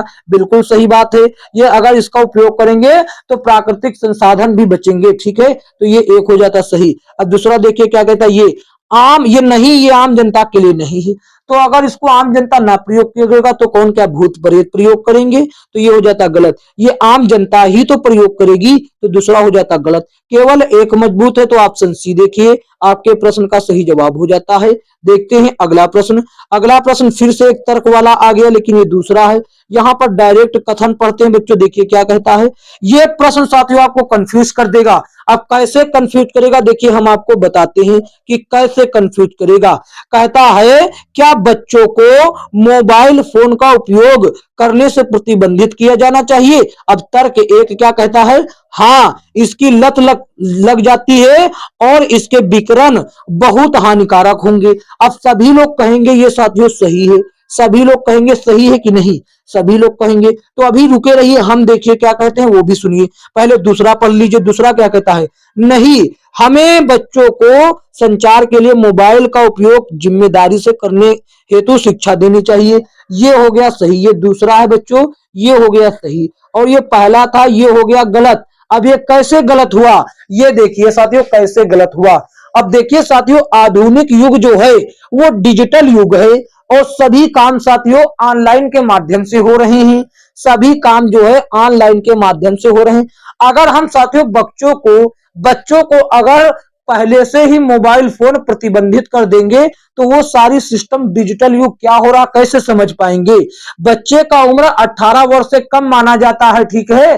आप यहाँ 2 4 साल 5 साल मत समझिएगा। बच्चे का कहने का मतलब 18 से उम्र, जो 18 साल से कम है वो बच्चा की कैटेगरी में आता है, ठीक है। तो यहाँ पर अब डिजिटल युग है, अगर हम शुरू से ही, अब यहां पर देखिए क्या कहा है, हमें बच्चों को संचार के लिए मोबाइल फोन उपयोग जिम्मेदारी से, अपनी जिम्मेदारी है तो शिक्षा देनी चाहिए। मतलब केवल और केवल सही काम के लिए उपयोग करने की शिक्षा देनी चाहिए, ठीक है, ना कि गलत काम के लिए। तो ये इस तरीके से हो जाता गलत बच्चों, दूसरा हो जाता सही। बताएं ये सही है कि नहीं? बिल्कुल सही है, दूसरा हो जाता है सही। तो सभी बच्चे देखिए अगर एक लगा देते तो उनका उत्तर गलत हो जाता, ऑप्शन आपका बी सही जवाब हो जाता है। देखते हैं अगला प्रश्न। अगला प्रश्न ये रहा, क्या कहता है? कहता है भैया उपरोक्त चित्र में कितने त्रिभुज हैं? तो देखिए सबसे पहले एक बात ये बच्चों समझिए, यहाँ पर ये त्रिभुज होता है ऐसे, और अगर इसमें 2 लाइन खिंचाओ बीच से तो ये 1 और 2, इन दोनों को जोड़ लेते हैं 1 और 2, यानी कि इस ऐसी आकृति में 3 त्रिभुज बनते हैं। ऐसी आकृति में कितने? 3। अब यहाँ पर देखिए ये ऐसी ही आकृति तो बन रही है, ये कैसी आकृति बन रही है? ये देखिए यहां से आया ऐसे, यहां से आया ऐसे, और फिर से ऐसे जुड़ा हुआ, फिर ऐसे, तो 3 इसमें भी बनेंगे, इसमें 3 बने। अब ऐसी ही आकृति यहां है तो 3 इसमें भी, ऐसी आकृति यहां भी है तो 3 इसमें भी, यहां भी ऐसी ही बड़ी वाली आकृति देखिए, ऐसी ही आकृति है, ये देखिए डंडा खींचा तो ये भी 3। अब ये 3 3 बने 4 जगह पर, तो ये 4 12 हो गए, 3 चौके 12 त्रिभुज तो ये हो गए। उसके बाद देखिए, उसके बाद देखिए यहां पर छोटे बन रहे, एक ये वाला 1 और ये वाला 2 और ये वाला 3 और ये वाला 4, जिसमें हमने साथियों ये डॉट रखा है फिरोजी कलर से, वो 4 हैं तो 4 इसमें हमने जोड़ दिया, 4 इसमें हमने क्या किया? जोड़ दिया। अब देखिए 4 बड़े भी बनते हैं, इस कोने से मैंने शुरू किया, यहां पर ये जोड़ा और ये जोड़ा और ये एक त्रिभुज बड़ा सा बना कि नहीं? ये एक त्रिभुज बना, तो इसको हम अभी ही जोड़ लेते हैं, साथ में जोड़ लेते हैं, ठीक है, नहीं तो आप भूल जाएंगे।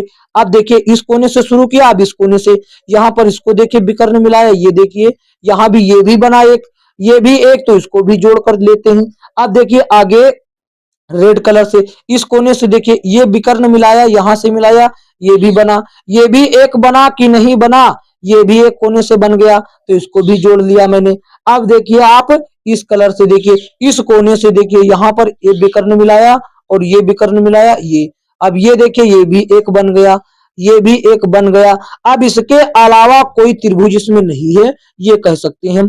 तो ये कितने साथियों हुए? ये इनको जोड़ते हैं, देखिए 12 4 16 16 17 18 19 20, ये जोड़ने पर आ रहा है 20 है बच्चों। इसमें टोटल 20 त्रिभुज हैं, जो कि ऑप्शन सी में दिया गया है। ऑप्शन सी आपके प्रश्न का सही जवाब हो जाता है। देखते हैं अगला प्रश्न। अगला प्रश्न ये रहा बच्चों, क्या कहता है? ऑरिजिन ऑफ स्पीसीज, यानी कि प्रजाति की उत्पत्ति नामक पुस्तक किसने लिखी? ये चार्ल्स डार्विन ने लिखी बच्चों। ये साथियों चार्ल्स डार्विन जो हैं, ये क्या है साथियों? ये एक प्रकार से मान सकते हैं जीव वैज्ञानिक है, जिन्होंने जीव के वर्गीकरण और जीवन की उत्पत्ति कैसे हुई इनके बारे में गहन साथियों अध्ययन किया और गहन रूप से इन्होंने बतलाया भी है, ठीक है। देखते हैं बच्चों अगला प्रश्न। अगला प्रश्न ये रहा बच्चों, क्या कहता है? आप देख पा रहे होंगे कि ये आकृतियों में क्या है, कहता है निम्न श्रृंखला में प्रश्न चिन्ह को प्रतिस्थापित करने वाले विकल्प का चयन कीजिए। इस आकृति में देखिए ये जो छोटा हिस्सा है बच्चों, ये जो छोटा हिस्सा गोला है वो ऊपर था, ये क्या था? ये ऊपर था और ये यहाँ पर नीचे आ गया, और त्रिभुज की दिशा ऊपर थी, त्रिभुज की दिशा नीचे, यानी कि ये कहे ये डायरेक्ट 180 डिग्री परिवर्तन हो गया, सीधा विपरीत चला गया, पहले ऊपर था अब नीचे आ गया। अब यही परिवर्तन यहाँ पर, ये साथियों ऐसे बाएं की ओर है तो यहाँ पर क्या हो जाएगा? दाएं की ओर, त्रिभुज की दिशा हो जाएगी ऐसे, और ये गोला हो जाएगा ऐसे, ये गोला हो जाएगा ऐसे, और ऐसा केवल और केवल ऑप्शन और आकृति ए में है। आकृति ए आपका सही जवाब, आकृति ए को ऑप्शन बी में। इस चीज का विशेष ध्यान रखिए, आकृति तो ए है लेकिन ऑप्शन बी है, तो ऑप्शन बी क्या हुआ बच्चों? सही जवाब। देखते हैं बच्चों अगला प्रश्न। कहता है शेफाली ने कप का एक सेट 575 रुपया में खरीदा, लेकिन बाद में पुराना माल निकालने के लिए उसने 506 में बेच दिया। भैया 575 में खरीदा था और इसको बेचा 506 में, तो कितने रुपया का नुकसान हो गया? 506 में बेचा तो भैया 69 रुपया का नुकसान हो गया। अब ये 69 रुपया का तो ना पूछा, परसेंट में पूछा। 69 रुपया का नुकसान हुआ, 575 इसका क्रय मूल्य था, तो लिख देंगे नीचे बटा में। परसेंट के लिए गुणा 100 से करते हैं, परसेंट में लाने के लिए 100 से हम कर देते हैं बच्चों गुणा, ठीक है। किससे 100 से गुणा कर देते हैं ताकि कोई दिक्कत ना हो। ठीक है, अब देखिए 25 से काटेंगे 4 बार में, 25 से काटेंगे 25 दूना 50 और 7 बचा, 25 तिया 75, 23 एकम 23, 23 तिया 69, 3 चौके 12 बराबर में आ जाएगा 12% का नुकसान हो गया, जो कि ऑप्शन डी में दे रखा है। डी ऑप्शन आपका सही जवाब हो जाता है। देखते हैं अगला प्रश्न, ये भी बोर्ड मास के नियम पर आधारित है। कहता है टी बराबर यदि इतना है तो टी का मान क्या होगा। तो देखिए टी बराबर हम सीधा सीधा यहाँ पर क्या करते हुए चलते हैं बच्चों, क्या करते हुए चलते हैं, सीधा सीधा हम इसका वो निकालते चलते हैं बच्चों, क्या, इसका मान। अब देखिए 93 प्लस 15 जोड़ेंगे तो ये हो जाएगा 108, तो इस ब्रैकेट में हमने 108 लिख दिया, 108 लिखेंगे, ये लिख दिया 108। अब उसके बाद भाग है तो भाग का साइन 3 चौके 12 है तो 12 यहाँ पर गुणा करके लिख दिया। उसके बाद आप देख रहे हैं यहाँ पर माइनस का 24 प्लस का 8, तो ये साथियों माइनस प्लस है तो घट जाएगा, तो माइनस के 24 में से 8 जाएगा तो कितना बचेगा, ये साथियों कितना बचेगा, ये बचेगा माइनस का 16। ठीक है, किसी को कोई दिक्कत नहीं, यहाँ पर 108 और यहाँ पर भागे 12 और यहाँ पर 12 और माइनस 16। अब बोर्ड मास का नियम क्या कहता है, पहले आप भाग करेंगे या घटाएंगे, तो देख लीजिए यहाँ पर BOD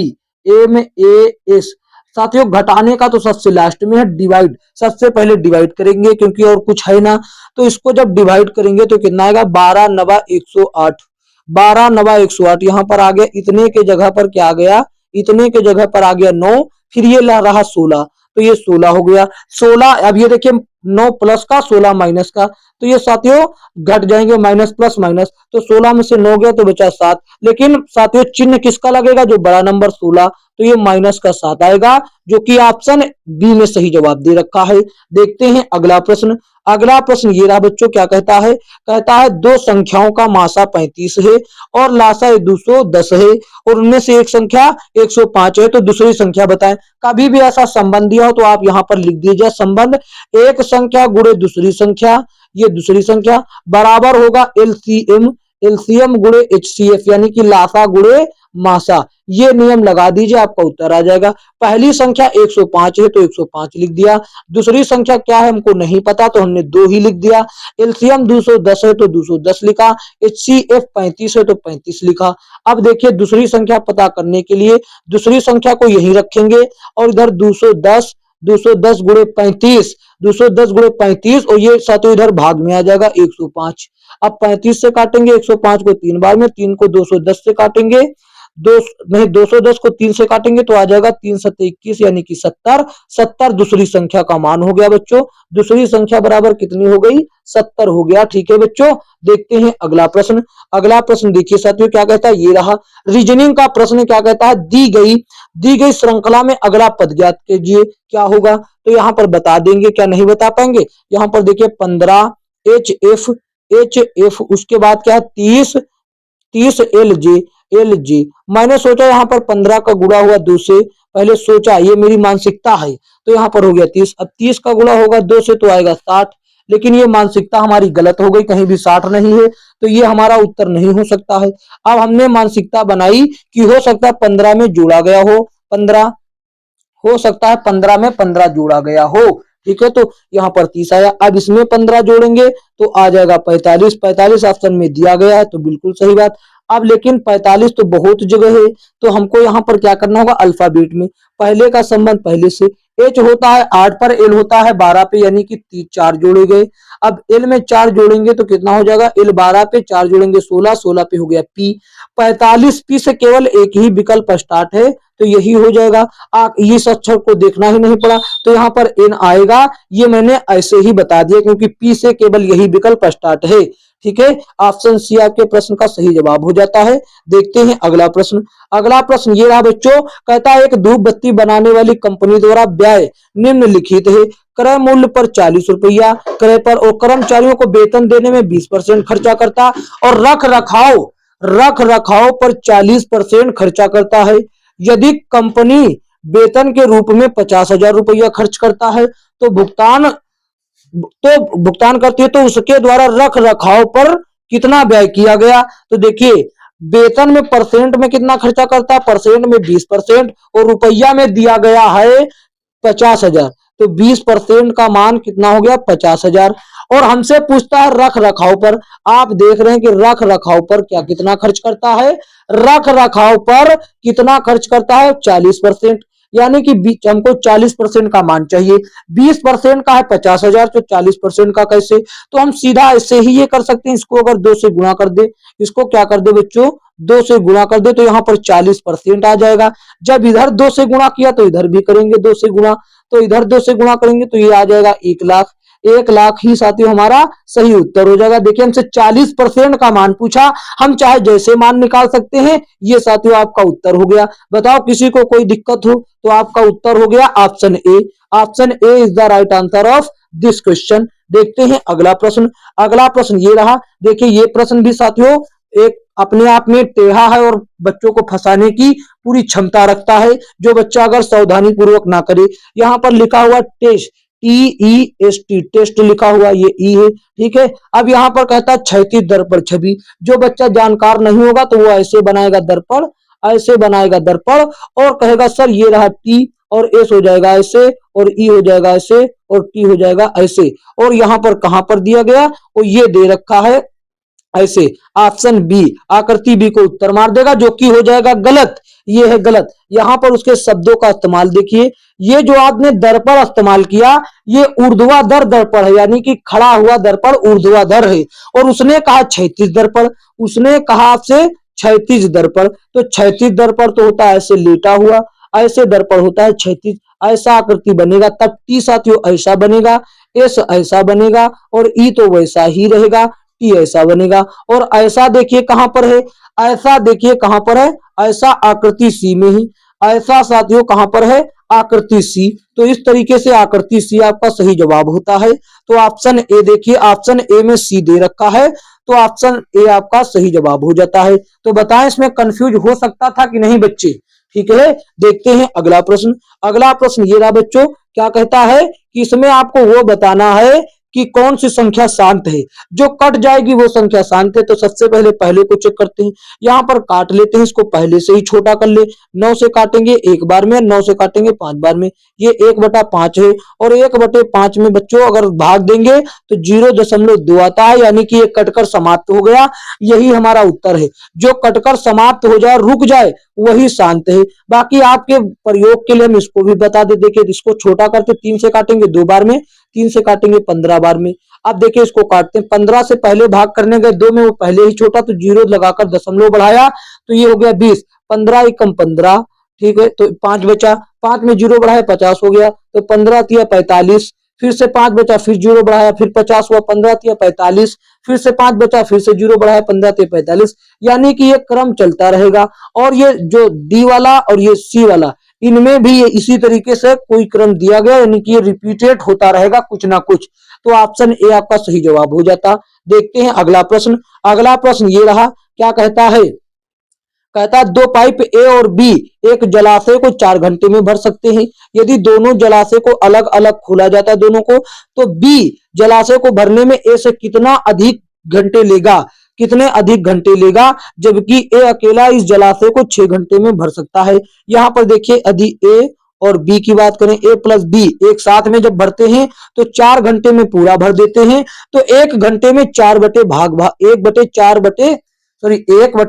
भाग, जब 4 घंटे में पूरा भरते हैं तो 1 घंटे में 1/4 भाग भरेंगे, ठीक है। अब यहाँ पर ए जो है साथियों पूरा भर सकता है 6 घंटे में, तो ये 1 घंटे में 1/6 भाग भरेगा। तो हम इसको ए के जगह पर इतना रख दिया, यहाँ पर 1/4 दिया गया।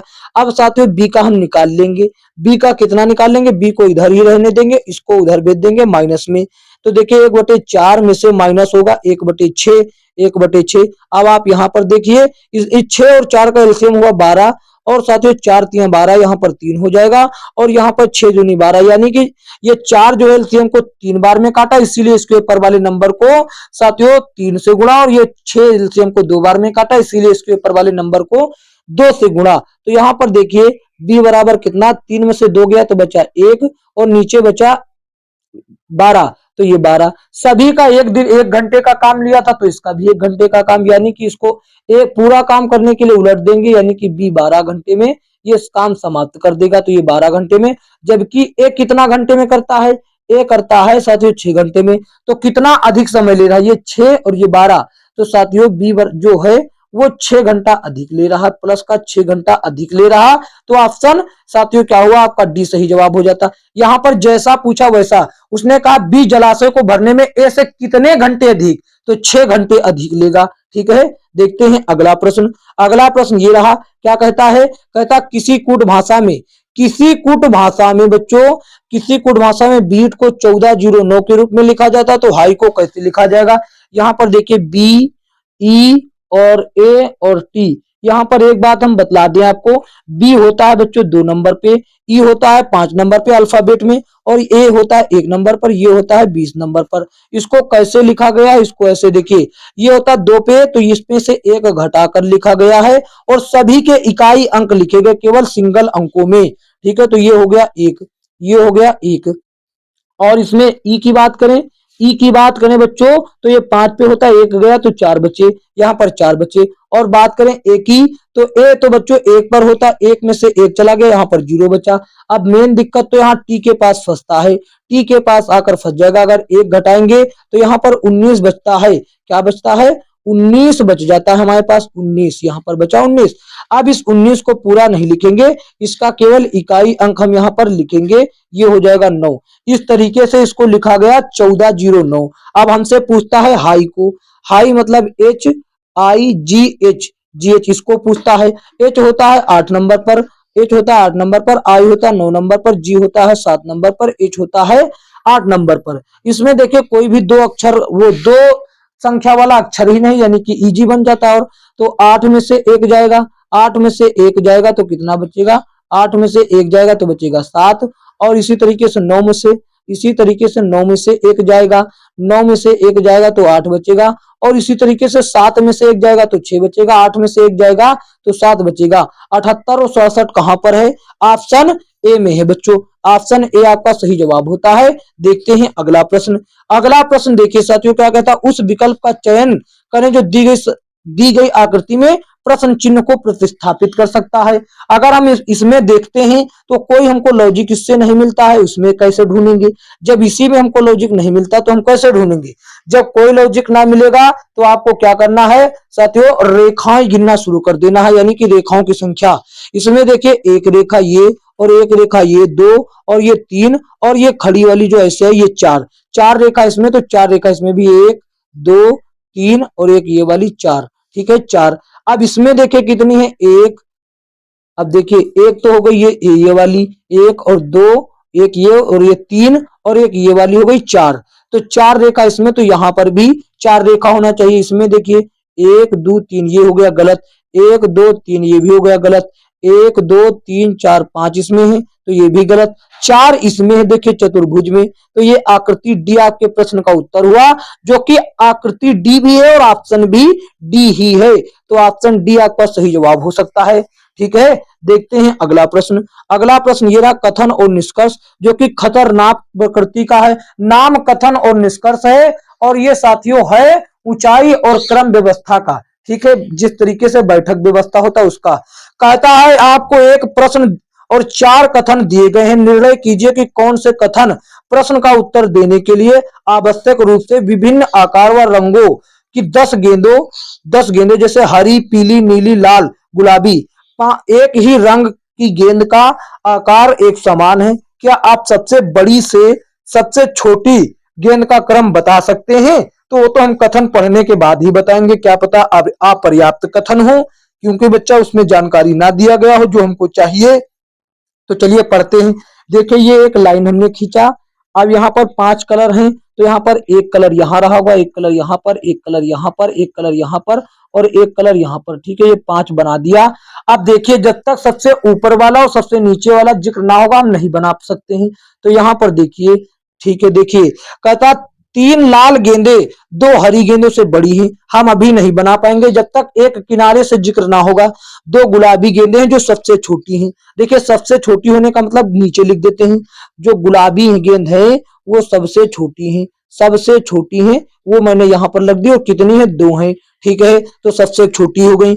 अब कहता 2 नीली गेंदे हैं जो सबसे बड़ी है, तो यहाँ पर नीली गेंदे जो है बच्चों वो सबसे बड़ी है, वो क्या है, वो सबसे बड़ी है, वो 2 है तो ये 2 लिख दिया, ये नीली हो गई। अब कहता है हरी जो गेंद है वो पीली से बड़ी है, हरी गेंद पीली से बड़ी है, और ऊपर कहा गया लाल गेंद जो है हरी से बड़ी है। तो यहाँ पर हरी को मैंने रखा पीली से बड़ी, अगर पीली गेंद यहाँ पर रख देते हैं, पीली गेंद यहाँ पर रख देते हैं तो हरी यहाँ पर आ जाएगी, हरी यहाँ पर आ जाएगी। अगर हरी यहाँ है तो लाल यहाँ पर आ जाएगी, क्योंकि लाल जो है हरी से बड़ी है। अब लाल गेंदे 3 है, हरी गेंदे 2 है, तो पीली 1 हो जाएगी, क्योंकि टोटल 10 गेंद है। ये देखिए मैंने रख दिया ऊपर बड़े से नीचे छोटे क्रम की ओर। अब ये ऐसा करने के लिए, मतलब इस प्रश्न का उत्तर देने के लिए हमने कितने कथनों का इस्तेमाल किया? हमने साथियों ये दिए गए चारों कथनों का इस्तेमाल किया, 1 2 3 4, ये चारों कथनों का इस्तेमाल किया। तो हम यहाँ पर लिख देंगे ऑप्शन ए में दिया गया सभी कथनों का इस्तेमाल किया, सभी कथन एक साथ पर्याप्त हैं। ठीक है बच्चों, देखते हैं अगला प्रश्न। अगला प्रश्न ये रहा साथियों, क्या कहता है? कहता है कि यहाँ पर देखिए, कहता है इकाई, दहाई, सैकड़ा, हजार, 10,000, लाख, 10 लाख, करोड़। करोड़ करोड़ कितना है? इकाई, दहाई, सैकड़ा, हजार, 10,000, लाख, 10 लाख, करोड़। यहाँ पर दिया गया है बच्चों 1 करोड़ 245। अब इसमें से 5 माइनस हुआ, इसमें से 5 माइनस हुआ, 1 करोड़ 240 बचा। यहाँ पर फिर से 5 माइनस हुआ तो 1 करोड़ 235 बचा। फिर से माइनस हुआ तो 1 करोड़ कितना बचेगा? 1 करोड़ 230 बचेगा, 1 करोड़ 230 बचेगा। तो ये 1 करोड़ 230 हुआ। फिर इसमें से भी 5 माइनस होगा, इसमें से भी 5 माइनस होगा, इसमें से 5 माइनस होगा, तो इसमें से 5 माइनस होने का मतलब क्या हुआ? 1 करोड़ 225 बचेगा। तो ये 1 करोड़ 225। ये दोनों नंबर कहां पर है? लगातार यही होगा, ये ऑप्शन बी में ही। ऑप्शन बी आपके प्रश्न का सही जवाब हो जाता है। देखते हैं अगला प्रश्न। अगला प्रश्न ये रहा बच्चों, क्या कहता है? 2 वर्ष बाद एक शहर की जनसंख्या कितनी हो जाएगी, जो वर्तमान में 12 लाख है। देखिए बच्चों, ये और वृद्धि की दर 4% है। तो देखिए ये साथियों जो जनसंख्या वाले होते हैं, ये साथियों चक्रवृद्धि ब्याज पर आधारित होते हैं। साथियों चक्रवृद्धि ब्याज, हम चाहे तो ए बराबर, ये सूत्र लगा दे चक्रवृद्धि ब्याज वाला, ए बराबर पी और r+1 बटे r+1/100 और इधर टी का पावर, ये लगाकर हम साथियों निकाल सकते हैं। कोई इजी हो, गलत मतलब इतना वो नहीं रहेगा, भारी भरकम नहीं रहेगा, इससे ही हम निकाल सकते हैं। चलिए इससे ही निकाल देते हैं, दूसरा तरीका भी आपको बता देंगे। ठीक है, ये वाला सूत्र देखिए, यहाँ पर लिख देते हैं इसको साइड में, ए बराबर पी और ब्रैकेट में r+1 पहले इसको हम बता देते इससे ही। अगर आपको कुछ नहीं आता तो ये तरीका अपना सकते हैं। और यहाँ पर टी मतलब समय, ठीक, टी मतलब टाइम। ठीक है, ए मतलब कितना हो जाएगा? मिश्र धन है। ठीक है, ये तो वही चीज है। और कितना संख्या है? 12 लाख है। तो ये 12 लाख इकाई, दहाई, सैकड़ा, हजार, 10,000, लाख, 10 लाख हो गया। ठीक है, अब इसके बाद देखिए हम आपको यहाँ पर एकदम अलग से सेपरेट तरीके से अलग कर देते। जनसंख्या हो, आर रेट है 4, तो यहाँ पर जब इसके जगह पर रखेंगे 4, यहाँ पर हो जाएगा 1/100। तो इसको जब यहाँ पर इसको गुणा करेंगे 4 से तो कितना हो जाएगा? 400 हो जाएगा। 400 प्लस 1 कितना हो जाएगा? यहाँ पर कितना हो जाएगा बच्चों? यहाँ पर कितना हो जाएगा? यहाँ पर बच्चों ये नहीं होता, हमने उल्टा कर दिया। यहाँ पर 1 होता है, यहाँ पर r होता है। ठीक है, इसके लिए कोई नहीं, यहाँ पर 1 लिखेंगे, यहाँ पर 1 लिखेंगे, यहाँ पर r लिखेंगे, यहाँ पर r यानी कि 4 लिखेंगे। ठीक है, देखिए थोड़ा सा बैक कर लेते हैं, यहाँ पर थोड़ा सा बैक कर लेते हैं, यहाँ पर बैक किया, यहाँ पर 1 होना चाहिए, यहाँ पर 4। ज्यादातर हम ये फॉर्मूला इस्तेमाल नहीं करते। यहाँ पर 1 + 4/100। ठीक है, इसको सॉल्व कर लेते। 100 = 100, 100 + 4 यानी कि ऊपर लिख सकते हैं 104 और नीचे लिख सकते हैं 100। जब इसको हम काट लेंगे, इसको 4 से काटेंगे, ये कटेगा 26 बार में और ये कटेगा 25 बार में, यानी कि इस पूरे को हम लिख सकते हैं 26/25। यहाँ पर ये 25 आएगा। ठीक है, 26/25। अब देखिए इसको हम लिख देते हैं डायरेक्ट यही लिख देते हैं। क्या लिख देंगे? 26/25। 26/25, तो यहाँ पर लिखे 26 और बटे में 25। किसी को इतराज है? किसी को कोई इतराज नहीं होना चाहिए। टी मतलब समय, ये हुआ 2 वर्ष हो गया, मतलब 2 बार हो गया। ठीक है, 2 बार हो गया। अब यहाँ पर 12 लाख हो गया और ये 12 लाख पर कितने? 2 2 4 5 जीरो लगा हुआ है और ये 26/25।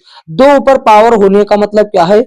2 ऊपर पावर होने का मतलब क्या है बच्चों? कि इसको 2 बार लिख दिया जाए, ये 26/25, 26/25, ये ठीक है। अब इसमें तो कोई दिक्कत नहीं होना चाहिए। अब जब इसको 25 से काटेंगे एक बार में, इसको काटेंगे 25, 25 पंजे 25 चौके 100, 25 चौके 100 बचा 20, 20 दिया इसको हो गए 200, 25 अठे 200, 25 अठे 200, तो यहाँ पर बचा 3 जीरो। अब 25 से काटते हैं, 25 एकम 25, 25 एकम 25, बचा कितना, बचा बच्चों 23, 23 इसको दिया तो हो गए 223, 25 25 अठे 200, कितना बचा बच्चों, कितना बचा, यहाँ पर 223 बचा तो इसको दिया हो गया 230, 25 नवा 225 होगा। अब एक 2 बचा, 2 5 बचा, इसको दिया 25 दूना 50। अब जब 192 का गुणा डबल 26 के साथ करेंगे तो कितना आ जाएगा, 12 लाख, 12 लाख, ये कितना आ जाएगा, इकाई दहाई सैकड़ा हजार 10,000 लाख 10 लाख, हाँ 12 लाख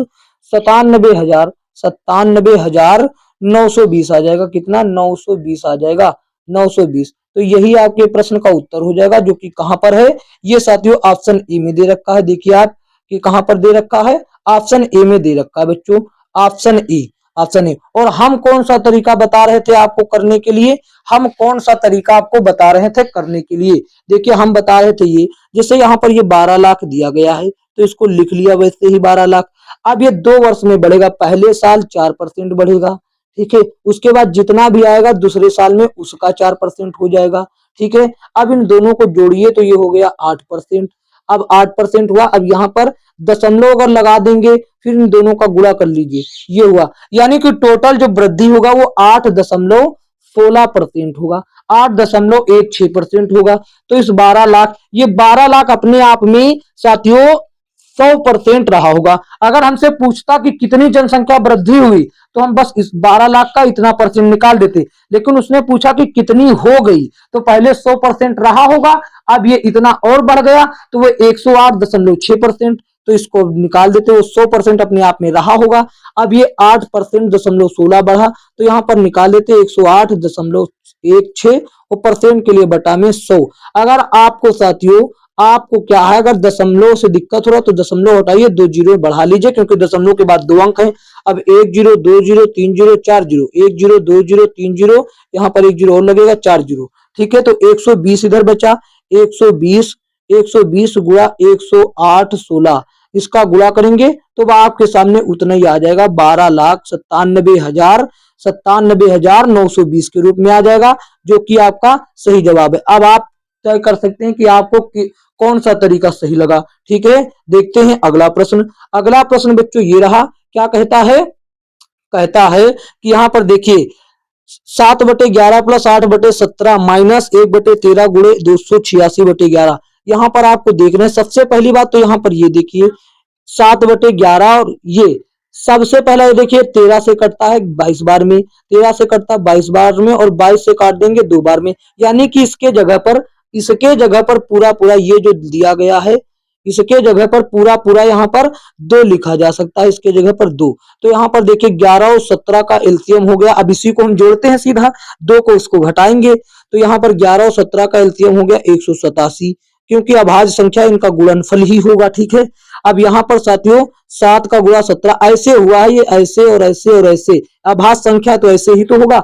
17 का गुणा 7 से करेंगे तो ये हो जाएगा 119, और प्लस है तो प्लस कर दिया, 11 का गुणा 8 से करेंगे तो ये हो गया 11 8 88, ठीक है। अब यहाँ पर माइनस, इसके जगह पर पूरा काट पीट के 2 बचा तो यहाँ पर 2 लिख दिया, ठीक है। अब आगे देखिए यहाँ पर बच्चों देखिए ये 119 और यहाँ पर 88 था बच्चों, तो 88 और 119 को जोड़ने पर आया 207 आया, और बटे में तो 187 ही है, और माइनस में 2 है, माइनस में 2। अब इसको हमको सॉल्व करने के लिए क्या होगा, इसका गुणा करना होगा, यानी कि 207 माइनस 187, 207 माइनस 187 का दुगना हो जाएगा, 187 का दुगना यानी कि 286, 286 कितना होगा बच्चे, 286 कितना हो जाएगा, ये 374। जब इसका 187 का गुणा 2 से करेंगे तो 374 हो जाएगा। तो यहाँ पर 374, ये डायरेक्ट लिख देते हैं 374, और नीचे में 187 नीचे हो गया। अब इसका डिफरेंट करेंगे तो जो भी संख्या आएगी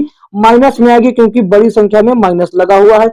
इनका डिफरेंट कर लेते हैं तो हमारे सामने आएगा, जब 374 में से 207 जाएगा तो बचेगा 167, लेकिन माइनस चिन्ह के साथ आएगा विद नेगेटिव साइन, और नीचे 187। माइनस का 167 बटे 187 कहां पर है, ये देखिए ऑप्शन ए में ही दिया है, तो ऑप्शन ए आपके प्रश्न का सही जवाब हो जाता है। देखते हैं अगला प्रश्न। अगला प्रश्न ये रहा, देखिए क्या कहता है, 23 गुणे 31, 23 गुणे 31 713 दे रखा है। ये वास्तविक में होता है, ये वास्तव में ऐसा ही होता। अब आपसे यहाँ पर दशमलव का खेल पूछा है, 0.00 713 बटे 3.1। अगर हम 713 को 31 से भाग करते तो साथियों कितना आ जाता, 713 को 31 से भाग करते तो 23 आ जाता, लेकिन यहाँ पर दशमलव का खेला है। ऊपर दशमलव के बाद 2 3 5 अंक है, नीचे 1, तो नीचे 1 वाला ऊपर से ऊपर के 1 को काट देगा। अब जो आएगा 5 थे तो 0 दशमलव के बाद 4 अंक बचेंगे, तो ये 2 और 1 2 इधर से बढ़ा लिया, तभी तो दशमलव के बाद 4 अंक हो पाएगा, 0.4 अंक। तो ये 2 जीरो इसलिए बढ़ाया कि ताकि 0 दशमलव के बाद 4 अंक हो जाए, क्योंकि ये जरूरी था, क्योंकि दशमलव का नियम कहता है ऊपर और नीचे दशमलव के कटने के बाद जितना बचे उतना लिखना अनिवार्य है। ऑप्शन बी आपके प्रश्न का सही जवाब हो जाता है। देखते हैं अगला प्रश्न। अगला प्रश्न ये रहा, क्या कहता है, लाइम। यहाँ पर देखिए बहुत इजी है, कहता है LIME, लाइम को लिखा जाता है 129135, 129135। ये तो साथियों उसी का क्रम लिख दिया गया। एल होता है 12 पे, एन होता आई होता है 9 पे तो 9 लिख दिया गया, एम होता है 13 पे तो 13 लिख दिया गया, और ये 5 पे होता तो 5 लिख दिया गया। डायरेक्ट उसका क्रम ही लिख दिया गया, कहने का मतलब ये है। अब पूछा है आपसे ऑरेंज का, क्या आप ऑरेंज का नहीं बता पाएंगे, तो ORANGE इसका पूछा है बच्चों। ओ का होगा 15, ओ का 15, आर का 18 और ए का 1 पूरा बता देना ही सही है। और ये एन का 14, जी का 7, ई का 5। साथियों 15 81 11 15 18 11 475, 15 18 475 कहां पर है बच्चों, 15 18 475 आप देख रहे हैं, 15 18 11 475 ऑप्शन सी में है। तो बच्चों ऑप्शन सी क्या हुआ, आपके प्रश्न का सही जवाब हुआ। ठीक है, देखते हैं अगला प्रश्न। अगला प्रश्न बच्चों ये रहा, क्या कहता है, विश्व क्षेत्र वैश्विक CO2 उत्सर्जन 1990 में 22 बिलियन टन था और 2015 में 36 बिलियन टन हो गया। पहले था 22, अब हो गया 36। कितना वृद्धि हुआ, कितने का वृद्धि हुआ बच्चों, आप कहेंगे सर पहले 22 था अब हो गया है 36, तो कितने का वृद्धि हुआ, 22 से वृद्धि हुआ 14 टन का वृद्धि हुआ। लेकिन कितने के हिसाब से बढ़ा, ये 22 के हिसाब से, तो नीचे 22 लिख देंगे, नीचे क्या लिखेंगे 22। आप साथ ही परसेंट में लाने के लिए 100 से कर देंगे हम गुणा। ठीक है, अब काट लेते हैं, 2 से काटेंगे 7 बार में, 2 से काटेंगे 11 बार में, 7 का गुणा किया तो आ गया 700, 700 इसको डिवाइड किया 11 से, तो 11 से काटते 11 11 छंग 66 बचा, 4 4 दिया इसको हो गए 40, 11 तिया 33 बचे 7, 7 में दशमलव लगाकर 0 बढ़ाया तो हो गया 70, 11 छंग 66, फिर से वही क्रम 3 बचा, यानी कि ऐसे चलता चला जाएगा, 11 63.63। ऑप्शन डी आपके प्रश्न का सही जवाब हुआ। देखते हैं अगला प्रश्न। अगला प्रश्न ये रहा, ये प्रश्न बच्चों आप लोगों को फंसा सकता था। ये प्रश्न क्या करता है, ये प्रश्न फंसा सकता था आप सभी को। ठीक है बच्चों, तो इससे प्रश्न में देखिए, ये प्रश्न एग्जामिनर इसलिए दिया ही है कि फंस जाए बच्चे, तो बच्चे बिल्कुल फंस जाओगे, क्योंकि आपको इसका मोरल द्रव्यमान नहीं पता होगा। क्योंकि देखिए इसमें क्या तरीका है, 56 ग्राम जो होता है, 56 ग्राम लोहे में 1 मोल होता है। क्या होता है, 1 मोल होता है, और 1 मोल में पर अणुओं की संख्या कितनी होती है, 1 मोल में 6.022 गुणे 10 का पावर 23 इतने अणु होते हैं 56 ग्राम में। तो आपसे पूछा है कि 1 ग्राम में 2.8 में कितने होंगे, तो सबसे पहले हम अगर इसमें साथियों 6.022 गुणे 10 का पावर 23 में हम अगर 56 का भाग लगा देते हैं तो ये 1 ग्राम में उपस्थित संख्या हो जाती है। हमको 1 ग्राम का नहीं पता करना, हमको 2.8, तो ये है 1 ग्राम का, तो हमको 2.8 का चाहिए, तो कर दिया गुना, बताएं सही है कि नहीं, एकदम इजी। अब यहाँ से दशमलव हटाकर यहाँ जीरो बढ़ा लेंगे, 28 से काटेंगे, 28 दूना 56, यहाँ 20 बचेगा, 20 बचा तो भैया सीधा सवाल एक जीरो खत्म करेंगे, यहाँ पावर एक कम हो जाएगा यानी कि 22 पावर बचेगा। ठीक है, जीरो खत्म हुआ, 10 खत्म हुआ। अब 2 से काटते हैं, 2 तिया 6 बराबर में, देखिए 6 को काटा, 2 तिया 6 बचा, दशमलव दशमलव लगा दिया, जीरो है तो जीरो। अब 2 है, 2 एक कम 2, 2 एक कम 2, यहाँ पर 3.011 आ गया और गुड़े 10 का पावर। अब 23 नहीं क्योंकि जीरो से एक पावर मैंने खत्म कर दिया, यहाँ पर 22 बचेगा।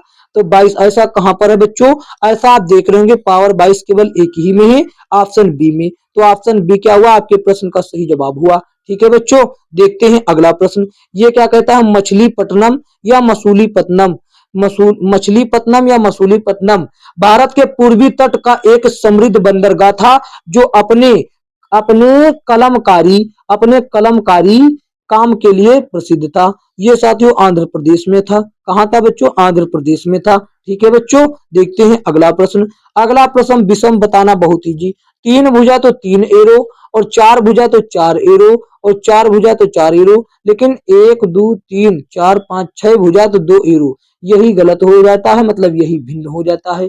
कौन, आकृति डी जो है ये भिन्न हो जाती है। आकृति डी को देखिए ऑप्शन डी में ही दिया गया, तो ऑप्शन डी आपके प्रश्न का सही जवाब होता है। देखते हैं अगला प्रश्न बच्चों। अगला प्रश्न देखिए क्या कहता है, टीना होटल लाउंज में रेस्ट रूम को खोजने की कोशिश करती है। वह रिसेप्शन क्षेत्र में जाती है जो पश्चिम में है। रिसेप्शनिस्ट टीना को कुछ गज सीधे वापस जाकर फिर बाएं मुड़ने के लिए कहता है। देखिए सबसे पहली बात दिशा निर्देशन, ये दिशा निर्देशन, ऊपर की दिशा उत्तर होती है, इधर की पूर्व होती है और इधर की पश्चिम होती है और इधर की दक्षिण होती है, ये नीचे की दिशा दक्षिण होती है। अब ये देखिए क्या कहता है, टीना होटल लाउंज में रेस्ट रूम को खोज रही है, कोशिश कर रही खोजने की, वह रिसेप्शन क्षेत्र में जाती है जो पश्चिम में है। तो यहाँ पर मान लेते ये रिसेप्शन क्षेत्र है जो पश्चिम में है। यहाँ पर कोई ऐसे बैठा हुआ है और कोई भी आएगा तो वो ऐसे आएगा, तो ऐसे मान लीजिए ये आ गई टीना, टीना आई। ठीक है, टीना आई तो ये रिसेप्शन जो बैठी है यहाँ पर, उसको उसने कहा कि भैया कुछ गज सीधे वापस जाकर बाएं मुड़ जाए। तो टीना अब क्या करेगी, वापस मुड़ेगी तो इधर को जाएगी, वापस मुड़ेगी अब इधर को जाएगी, और कुछ गज गई तो वो मुड़ गई साथियों बाएं, बाएं मुड़ी तो ये ऊपर की ओर चली जा रही है। अब देखिए बस इतना ही कहा, तो बाएं मुड़ने के लिए कहता है। तो रेस्ट रूम तक पहुंचने के लिए उसे किस दिशा में जाने के लिए कहा जा रहा, उसे उत्तर दिशा में। देखिए ये ऊपर की दिशा क्या है, उत्तर, तो ऊपर की दिशा उत्तर, तो ऑप्शन ए हो जाता है। ऊ से उत्तर, ऊ से ऊपर। ठीक है, देखते हैं अगला प्रश्न। अगला प्रश्न देखिए बच्चों क्या कहता है, ये रहा। यहाँ पर देखिए कहता है 14 लोग किसी काम को 12 दिन में पूरा कर सकते हैं और 4 दिन काम करने के बाद 2 और कामगार इसमें जुड़ जाते हैं, तब इसे कितने दिन में पूरा कर सकते हैं। देखिए 14 व्यक्ति अगर होते, 14 व्यक्ति होते तो 12 दिन में काम हो जाता। ठीक है, 4 दिन काम चला, 4 दिन क्या हुआ, काम दिन, 4 दिन काम चला, तो अब 14 व्यक्ति अगर वही काम करते तो काम का मात्रा बचा 14 गुणे 8। लेकिन साथियों 4 दिन बीतने के बाद 2 व्यक्ति बढ़ गए, यानी कि अब काम करेंगे 16 व्यक्ति, तो दिन कितना लगेगा, डे मतलब दिन कितना लगेगा। तो काट लेते हैं, 8 ही कम 8, 8 दूनी 16, 2 से काटते 2 सत्ते 14, इधर 7, इधर बराबर डी, इधर कितना, इधर 7, इधर बचा डी, तो डी के बराबर 7 यानी 14 दिन लगेंगे। ऑप्शन डी आपके प्रश्न का सही जवाब हो जाता है। देखते हैं बच्चों अगला प्रश्न। अगला प्रश्न देखिए साथियों क्या कहता है, जब 8 केजी द्रव्यमान की किसी वस्तु पर कोई सतत बल 2 सेकंड तक कार्य करता है, 2 सेकंड तक कार्य करता है, तो यह वस्तु के वेग को 4 मीटर प्रति सेकंड से 9 मीटर प्रति सेकंड तक बढ़ा देता है। ठीक है, बढ़ा देता है 9 मीटर प्रति सेकंड तक। तो भैया लगाए गए बल का परिमाण क्या, तो एफ बराबर यहाँ पर देखिए बच्चों, एफ बराबर एम ए, ये न्यूटन के दूसरे ही नियम में पता चल गया था। लेकिन यहाँ पर एफ बराबर एम ए हमको निकालने में दिक्कत नहीं है। यहाँ पर द्रव्यमान तो हो गया 8 केजी, ये ए कहां से लाए हम, ये ए कहां से लाए, अब ये देखिए ए यहां से आप लाइए, ये जो ए होता है बच्चों त्वरण होता है, क्या होता है, ये त्वरण होता है। और त्वरण क्या होता है, त्वरण वेग में परिवर्तन की दर, परिवर्तन की दर, दर का मतलब नीचे समय होना चाहिए। तो वेग में कितने का परिवर्तन हुआ, ये हुआ 4 से 9 हो गया, यानी परिवर्तन हुआ 5 का। परिवर्तन कितने का हुआ, ये ए बराबर 5 का परिवर्तन हुआ, कितने समय में हुआ 2 का, तो ये 5/2 हो गया ए का मान, तो यहीं पर रख देते हैं 5/2, ये 2 से काटेंगे 4 बार में, ये 4 का गुणा 5 से करेंगे, 4 पंजे 20, 4 पंजे 20 न्यूटन बल आ गया आपका। देखिए कितना इजी हो जाता है। लेकिन इसमें कुछ लोग फर्जी में लाकर गति के समीकरण और साथियों पहले अलग से त्वरण निकालने का सूत्र बताने लगते हैं, तो ये सभी चीजें हो जाती हैं गलत। जितना पढ़ाओ, जितना काफी हो, बच्चा को समझ में आ जाए और ज्यादा से ज्यादा सभी चीजों से बचने की कोशिश करें, यानी कि लेंथी विधि से बचने की कोशिश किया जाए। ठीक है बच्चों, देखते हैं अगला प्रश्न। अगला प्रश्न बच्चों ये रहा, कहता है तो बहुत इजी हो जाता है। कहता है नीचे दिए गए विकल्पों में से कौन सा पैटर्न निम्न आकृति से मेल खाता। ये दो तो कभी नहीं हो सकता, ये दोनों होने में संभावना है। लेकिन देखिए अगर इसको हम उठाकर ये हिस्सा ऊपर डायरेक्ट ऐसे पलट दें तो ये सेम हो जाएगा। इसमें चतुर्भुज जो है वो लेफ्ट साइड में है, इसमें साथियों क्या है, इसमें जो है साथियों क्या है, इसमें जो है राइट साइड में है। और यहाँ पर एक तरीका ये है, यहाँ पर आप देख रहे होंगे, यहाँ पर देखिए जो चतुर्भुज बना हुआ है, ये चतुर्भुज जो बना हुआ चतुर्भुज और जो उसके अंदर चतुर्भुज बना है उसका साथियों लाइन एक ही है, नीचे में ज्वाइन है, अलग से नहीं खींचा। यहाँ पर देखिए जो अंदर चतुर्भुज बना उसका लाइन अलग है और जो बाहर बड़ा है उसका लाइन अलग है, तो इसलिए ये हो जाता गलत। तो केवल और केवल कौन सही, आकृति ए, और आकृति ए ऑप्शन बी में दिया गया है। ऑप्शन बी आपके प्रश्न का सही जवाब होता है। ठीक है, देखते हैं बच्चों अगला प्रश्न। कहता है प्रोपेन, प्रोपेन का सूत्र क्या होता है। प्रोपेन साथियों एल्केन श्रेणी का सदस्य है, तो ये हो जाता है, ये हो गया साथियों प्रोपेन का, और ये हो गया मीथेन का, ये हो गया मीथेन का। और हमने सूत्र आपको बता चुके हैं, एल्केन एल्कीन एल्काइन का। ये किसका हो गया, ये हो गया ब्यूटेन का, ये हो गया ब्यूटेन का, और ये हो गया एथेन का, ये हो गया एथेन का। ठीक है, सभी के मैंने बता दिए। देखते हैं अगला प्रश्न। अगला प्रश्न ये रहा, क्या कहता है कौन सा वेन आरेख निम्न शब्दों के बीच संबंध को दर्शाता है। तो यहाँ देखिए पहले लिखा ए, लिखना, ए का मतलब लिखना, तो यहाँ पर ए को बता दिया ये लिखना। और फिर बोलना, लिखना और बोलना दोनों एक अलग अलग हैं, तो यहाँ पर हमने क्या किया, इन दोनों को अलग अलग बना दिया। तो यहाँ पर ये बना दिया बोलना के लिए, बोलना बी है तो बी बना दिया। अब आप यहाँ पर एक चीज देखिए, फिर संचार, संचार के अंतर्गत ही लिखना और बोलना आते हैं साथियों। हम अपनी बात कैसे संचार के माध्यम से कहते हैं, और वो हम लिख कर भी कह सकते हैं और बोलकर भी, तो इन दोनों का संबंध साथियों संचार से हो जाता है। ये दोनों ही फिर संचार के अंदर होंगे, तो ये हो जाएगा सी। और ऐसा देखिए कहां पर है, आकृति ऑप्शन सी में ही, तो ऑप्शन सी आपके प्रश्न का सही जवाब हो जाता है। देखते हैं बच्चों अगला प्रश्न। अगला प्रश्न देखिए साथियों क्या कहता है, ये रहा, कौन सा वेन आरेख निम्न शब्दों के बीच संबंध को सही ढंग से दर्शाता है। यहाँ पर कहता है लिखना, ये तो वही हो गया, रिपीटेड प्रश्न है, इसका ऑप्शन क्या था, सी सही जवाब था, रिपीटेड, कोई दिक्कत नहीं, रिपीट है तो कोई दिक्कत नहीं। यहाँ पर कहता है गैस की मात्रा व्युत्क्रमानुपाती होते हैं किसके बच्चों, ये होती है दबाव की मात्रा व्युत्क्रमानुपाती। साथियों एक वैज्ञानिक है जिनका नाम है बॉयल, उन्होंने अपना नियम दिया बॉयल का नियम, उन्होंने दिया बॉयल का नियम। उन्होंने कहा कि अगर साथियों गैस की मात्रा यानी कि उसका आयतन V हो तो वो साथियों व्युत्क्रमानुपाती होती 1/P मतलब पास्कल के। ठीक है, अगर इसको बराबर करेंगे तो 1/V बराबर K और इंटू यहाँ पर आ जाता है P, और ये K क्या है, एक नियतांक है, जो कि साथियों K किसके बराबर होता है, ये साथियों पास्कल और गैस की मात्रा दबाव और साथियों गैस की मात्रा के गुणनफल के बराबर होता है। ठीक है, ऑप्शन ए आपका सही जवाब होता है।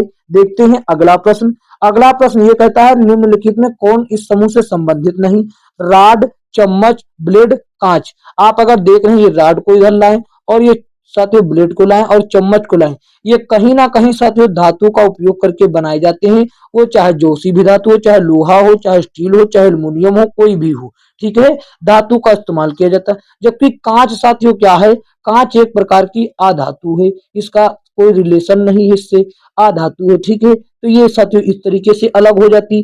जो डी वाला बिंदु है वो हो जाता है, डी कहां पर दिया गया, ये ऑप्शन बी में दिया गया। ठीक है, ऑप्शन बी आपके प्रश्न का सही जवाब होता है। देखते हैं बच्चों अगला प्रश्न। अगला प्रश्न ये रहा, कहता है गिरते हुए नारियल में कौन सी ऊर्जा होती है। नारियल गिरता हुआ आ रहा है यानी कि गति करता हुआ, तो इसलिए गतिज ऊर्जा हो जाएगी। जो भी चीज गति करता है उसमें क्या होता है, गतिज ऊर्जा होता है। ठीक है, जो भी चीज गति करेगा उसमें गतिज ऊर्जा होगा, चाहे वो चलते हुए वाहन की गति हो, दौड़ते हुए बच्चे की गति हो। ठीक है, ये सभी चीजें हो जाता है। कैलिफोर्नियम किसका सदस्य है? बच्चों ये साथियों क्या है, ये साथियों आवर्त सारणी का जो है एक तत्व होता है। क्या होता है बच्चों? आवर्त सारणी का एक तत्व होता है जिसका साथियों CF सूत्र होता है। CF सूत्र होता है और इसकी परमाणु क्रमांक जो परमाणु संख्या 98 होती है। ये साथियों एक्टिनाइड श्रेणी के अंतर्गत आता है। और हम इसको आपको ज्यादा जानकारी दे दें, जो एक्टिनाइड श्रेणी है ये साथियों आवर्त सारणी का 7वां आवर्त है। कौन सा? 7वां आवर्त होता है, 7वां आवर्त में होते हैं। और बात करें लेंथेनाइट ये छठवें आवर्त में होते हैं। छठवें आवर्त में आवर्त की संख्या 7 होती है। ठीक है, ये सभी चीजें याद रखेंगे, पूछे हुए प्रश्न है जो बता रहे हैं छठे और 7वें आवर्त। ठीक है, देखते हैं अगला प्रश्न। अगला प्रश्न ये रहा, क्या कहता है? एम एक विवाह समारोह में वाई से मिलता है। अब वाई का रिलेशन देखिए, वाई का रिलेशन तो कहता है वाई जो है एम के पिता, तो ये होगा एम, और एम के पिता हुए ये, एम के पिता कुछ रहे होंगे, प्लस दर्शाता है पुरुष को, माइनस दर्शाता है महिला को। तो यहां पर कहता है वाई जो है एम के पिता की पत्नी हो गई है। डबल एरो क्या दर्शाता है? डबल एरो दर्शाता है पत्नी, डबल एरो दर्शाता पत्नी। यहां पर कुछ यहां रहा होगा उनका पत्नी, माइनस साइन के साथ दर्शा दिया। ठीक है, तो ये होगा पत्नी। पत्नी की बहन हो गई ये, पत्नी की बहन हो गई ये, तो पत्नी की बहन की बेटी है कौन? वाई, पत्नी के बहन की बेटी। और हमसे पूछा है एम जो है वाई का कौन है? वाई के नजरिए से एम कौन है? वाई के नजरिए से एम कौन, यानी कि वाई का एम कौन है? वाई एम को क्या कहेगी?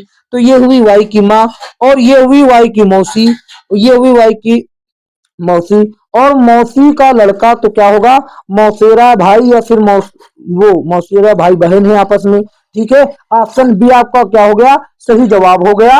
देखते हैं अगला प्रश्न। अगला प्रश्न देखिए क्या कहता है, ये रहा, ये फिर से एक ब्लड रिलेशन का प्रश्न आ गया और इसको भी निपटा देते हैं लगे हाथ। क्या कहता है? एक्स जो है अपने दोस्तों को अपने एकमात्र पुत्र की पत्नी के बेटे के रूप में परिचय देता है। तो एक्स हो गया ये अपने दोस्तों से परिचय करवा रहा किसका? जो इसका एकमात्र पुत्र है, तो ये रहा एकमात्र पुत्र। पुरुष के लिए प्लस लगता है तो पुरुष के लिए लगा दिया प्लस, और इसकी पुत्र की पत्नी, तो ये एरो के साथ दोनों तरफ एरो के साथ पत्नी दर्शाई जाती। ये हो गई उसकी पत्नी। उसका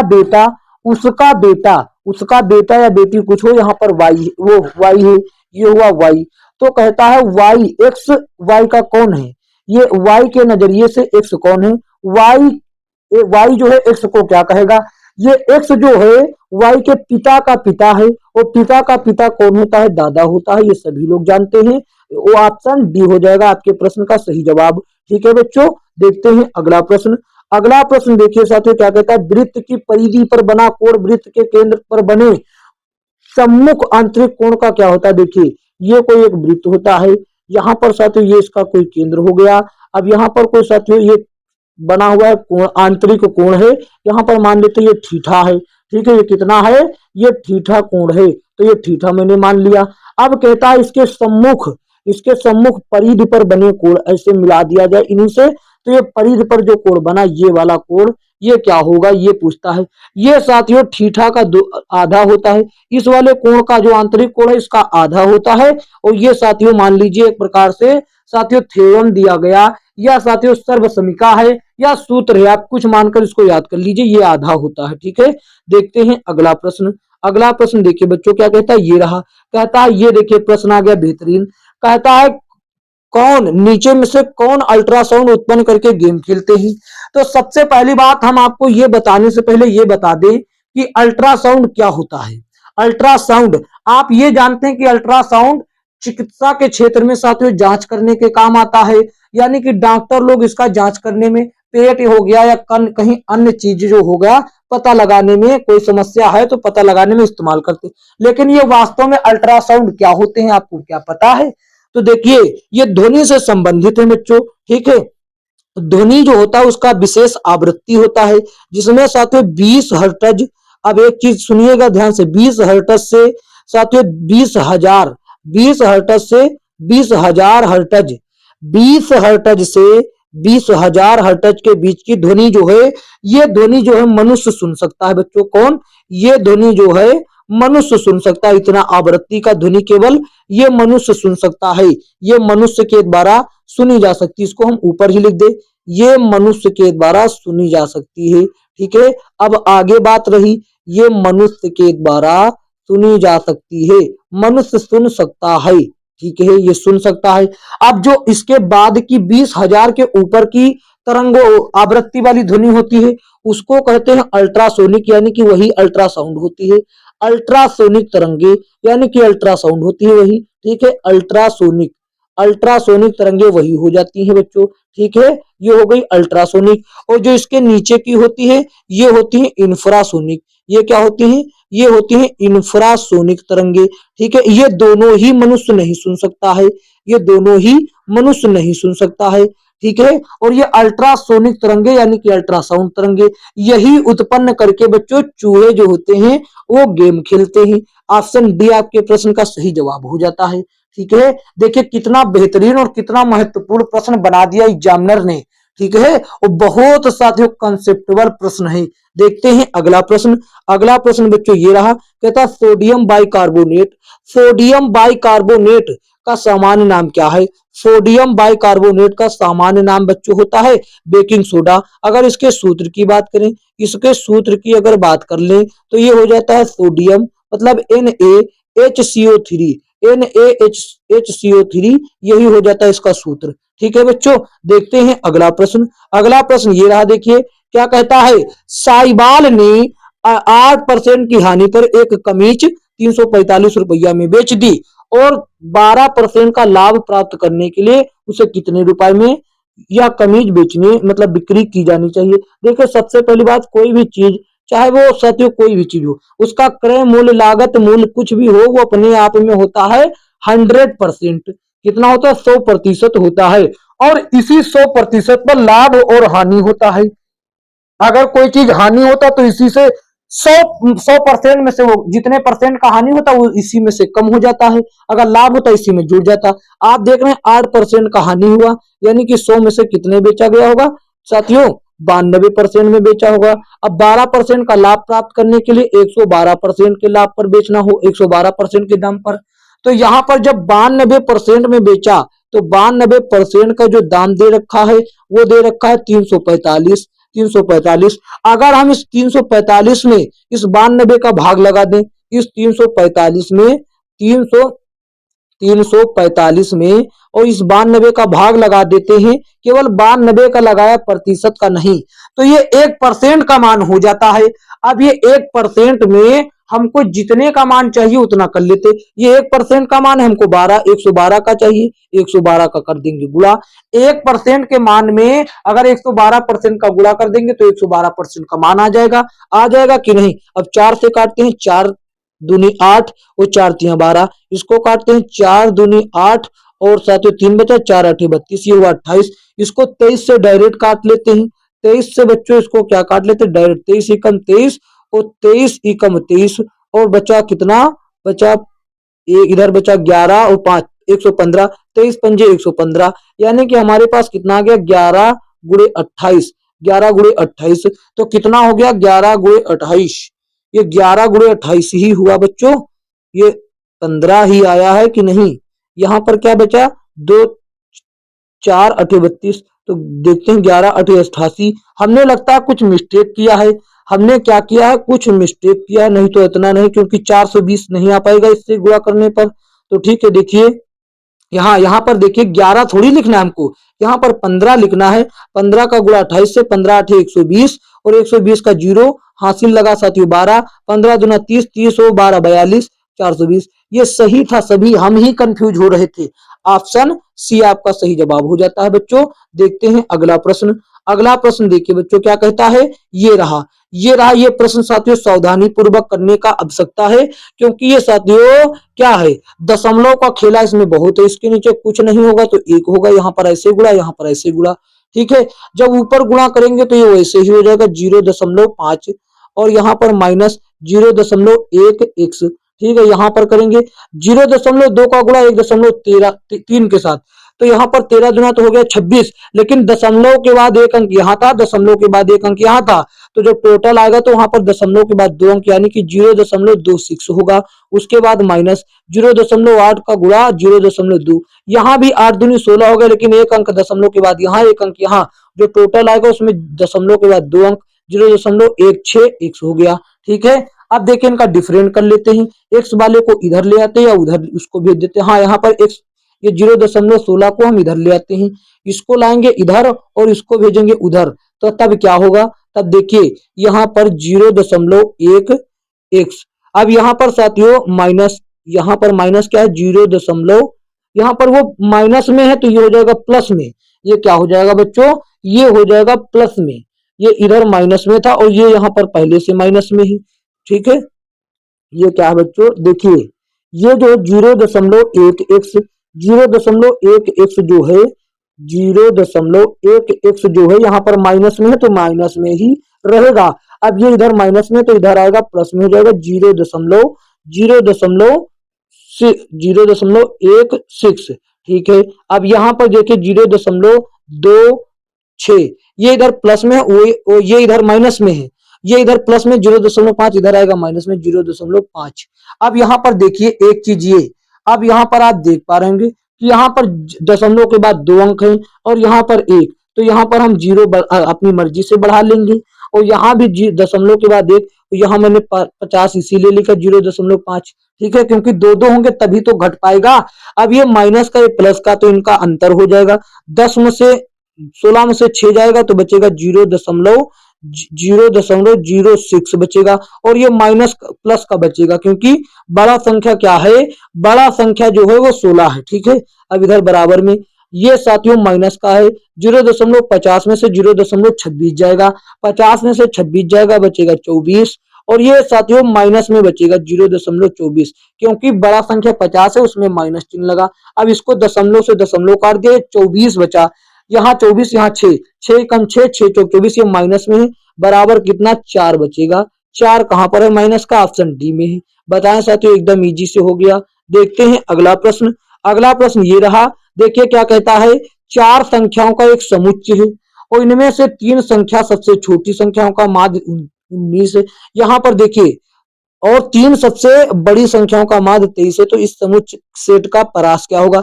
देखिए कोई संख्या 4 है, a प्लस बी और प्लस सी प्लस डी, ये 4 संख्याओं का सेट है। ठीक है, इसमें 3 सबसे छोटी जो a प्लस बी प्लस सी हो गई, तो a प्लस बी और प्लस सी, ये साथियों जो है ये क्या है, ये जो है 3 सबसे छोटी संख्या, इनका माध्य कितना है 19 है।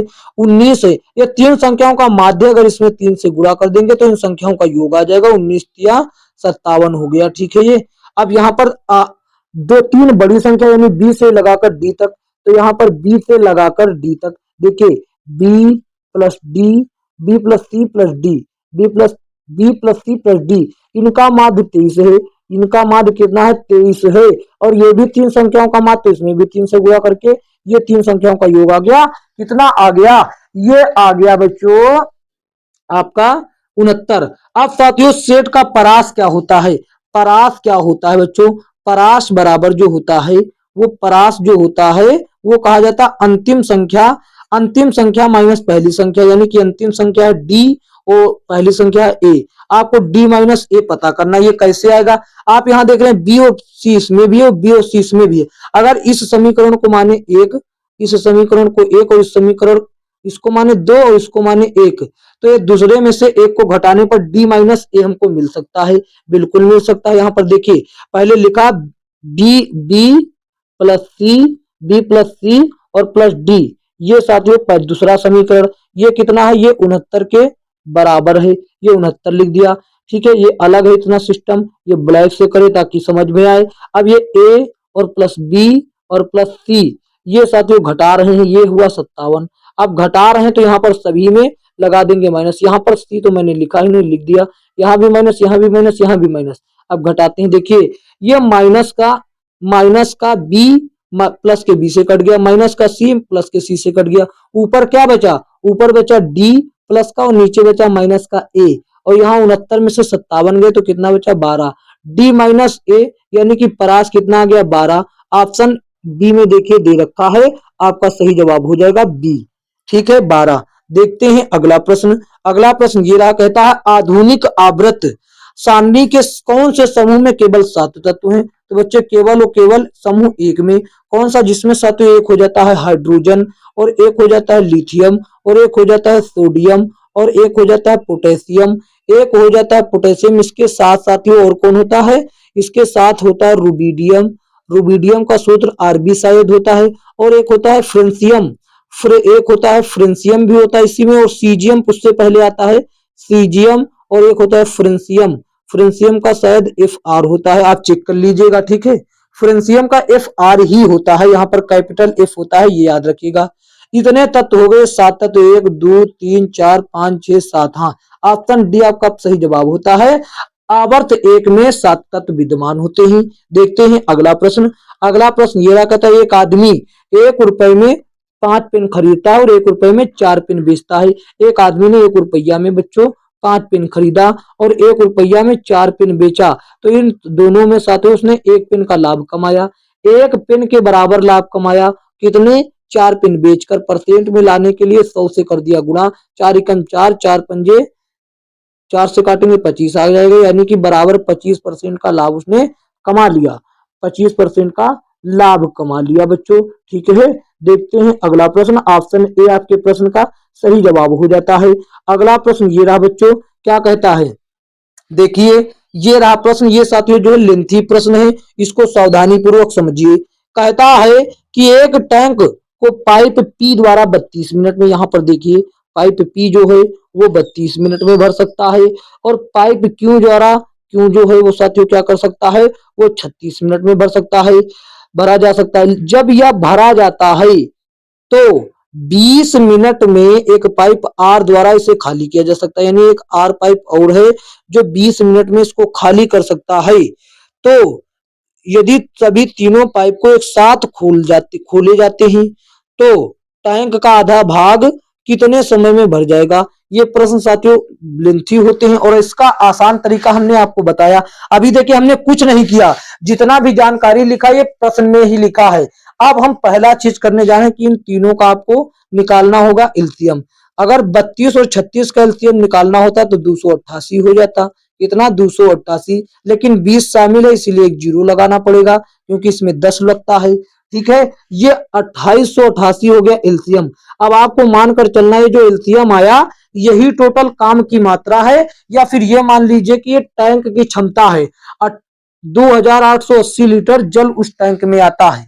तो जब ये हम मान लेंगे तो पी 32 मिनट में भर सकता है, तो साथियों 1 मिनट में कितना भरेगा? 1 मिनट में साथियों 32 मिनट में इतना जल भरता है, तो इसमें भाग देंगे 1 मिनट में 90 लीटर जल भरता है। और ये क्यों साथियों, देखिए क्यों, ये पी के लिए, ठीक है, ये पी के लिए। अब क्यों के लिए देखिए, क्यों के लिए अब क्यों क्या करेगा? इसमें 36, 2880 में 36 का भाग लगाएंगे आएगा 80, यानी कि ये जो क्यों है 1 मिनट में 80 लीटर जल भरता है। और जो ये आर है बच्चों, आर, ये 1 मिनट में 144 लीटर जल खाली करता है। हमने भाग दिया इसको, जीरो से जीरो जाएगा, 288 का 144। अब यहाँ पर देखिए लॉजिक क्या है। अगर सभी को खोला जाएगा तो ये दोनों मिलकर 90 और 80, ये दोनों मिलकर क्या करेंगे? 90 और 80 170 लीटर जल भर देंगे।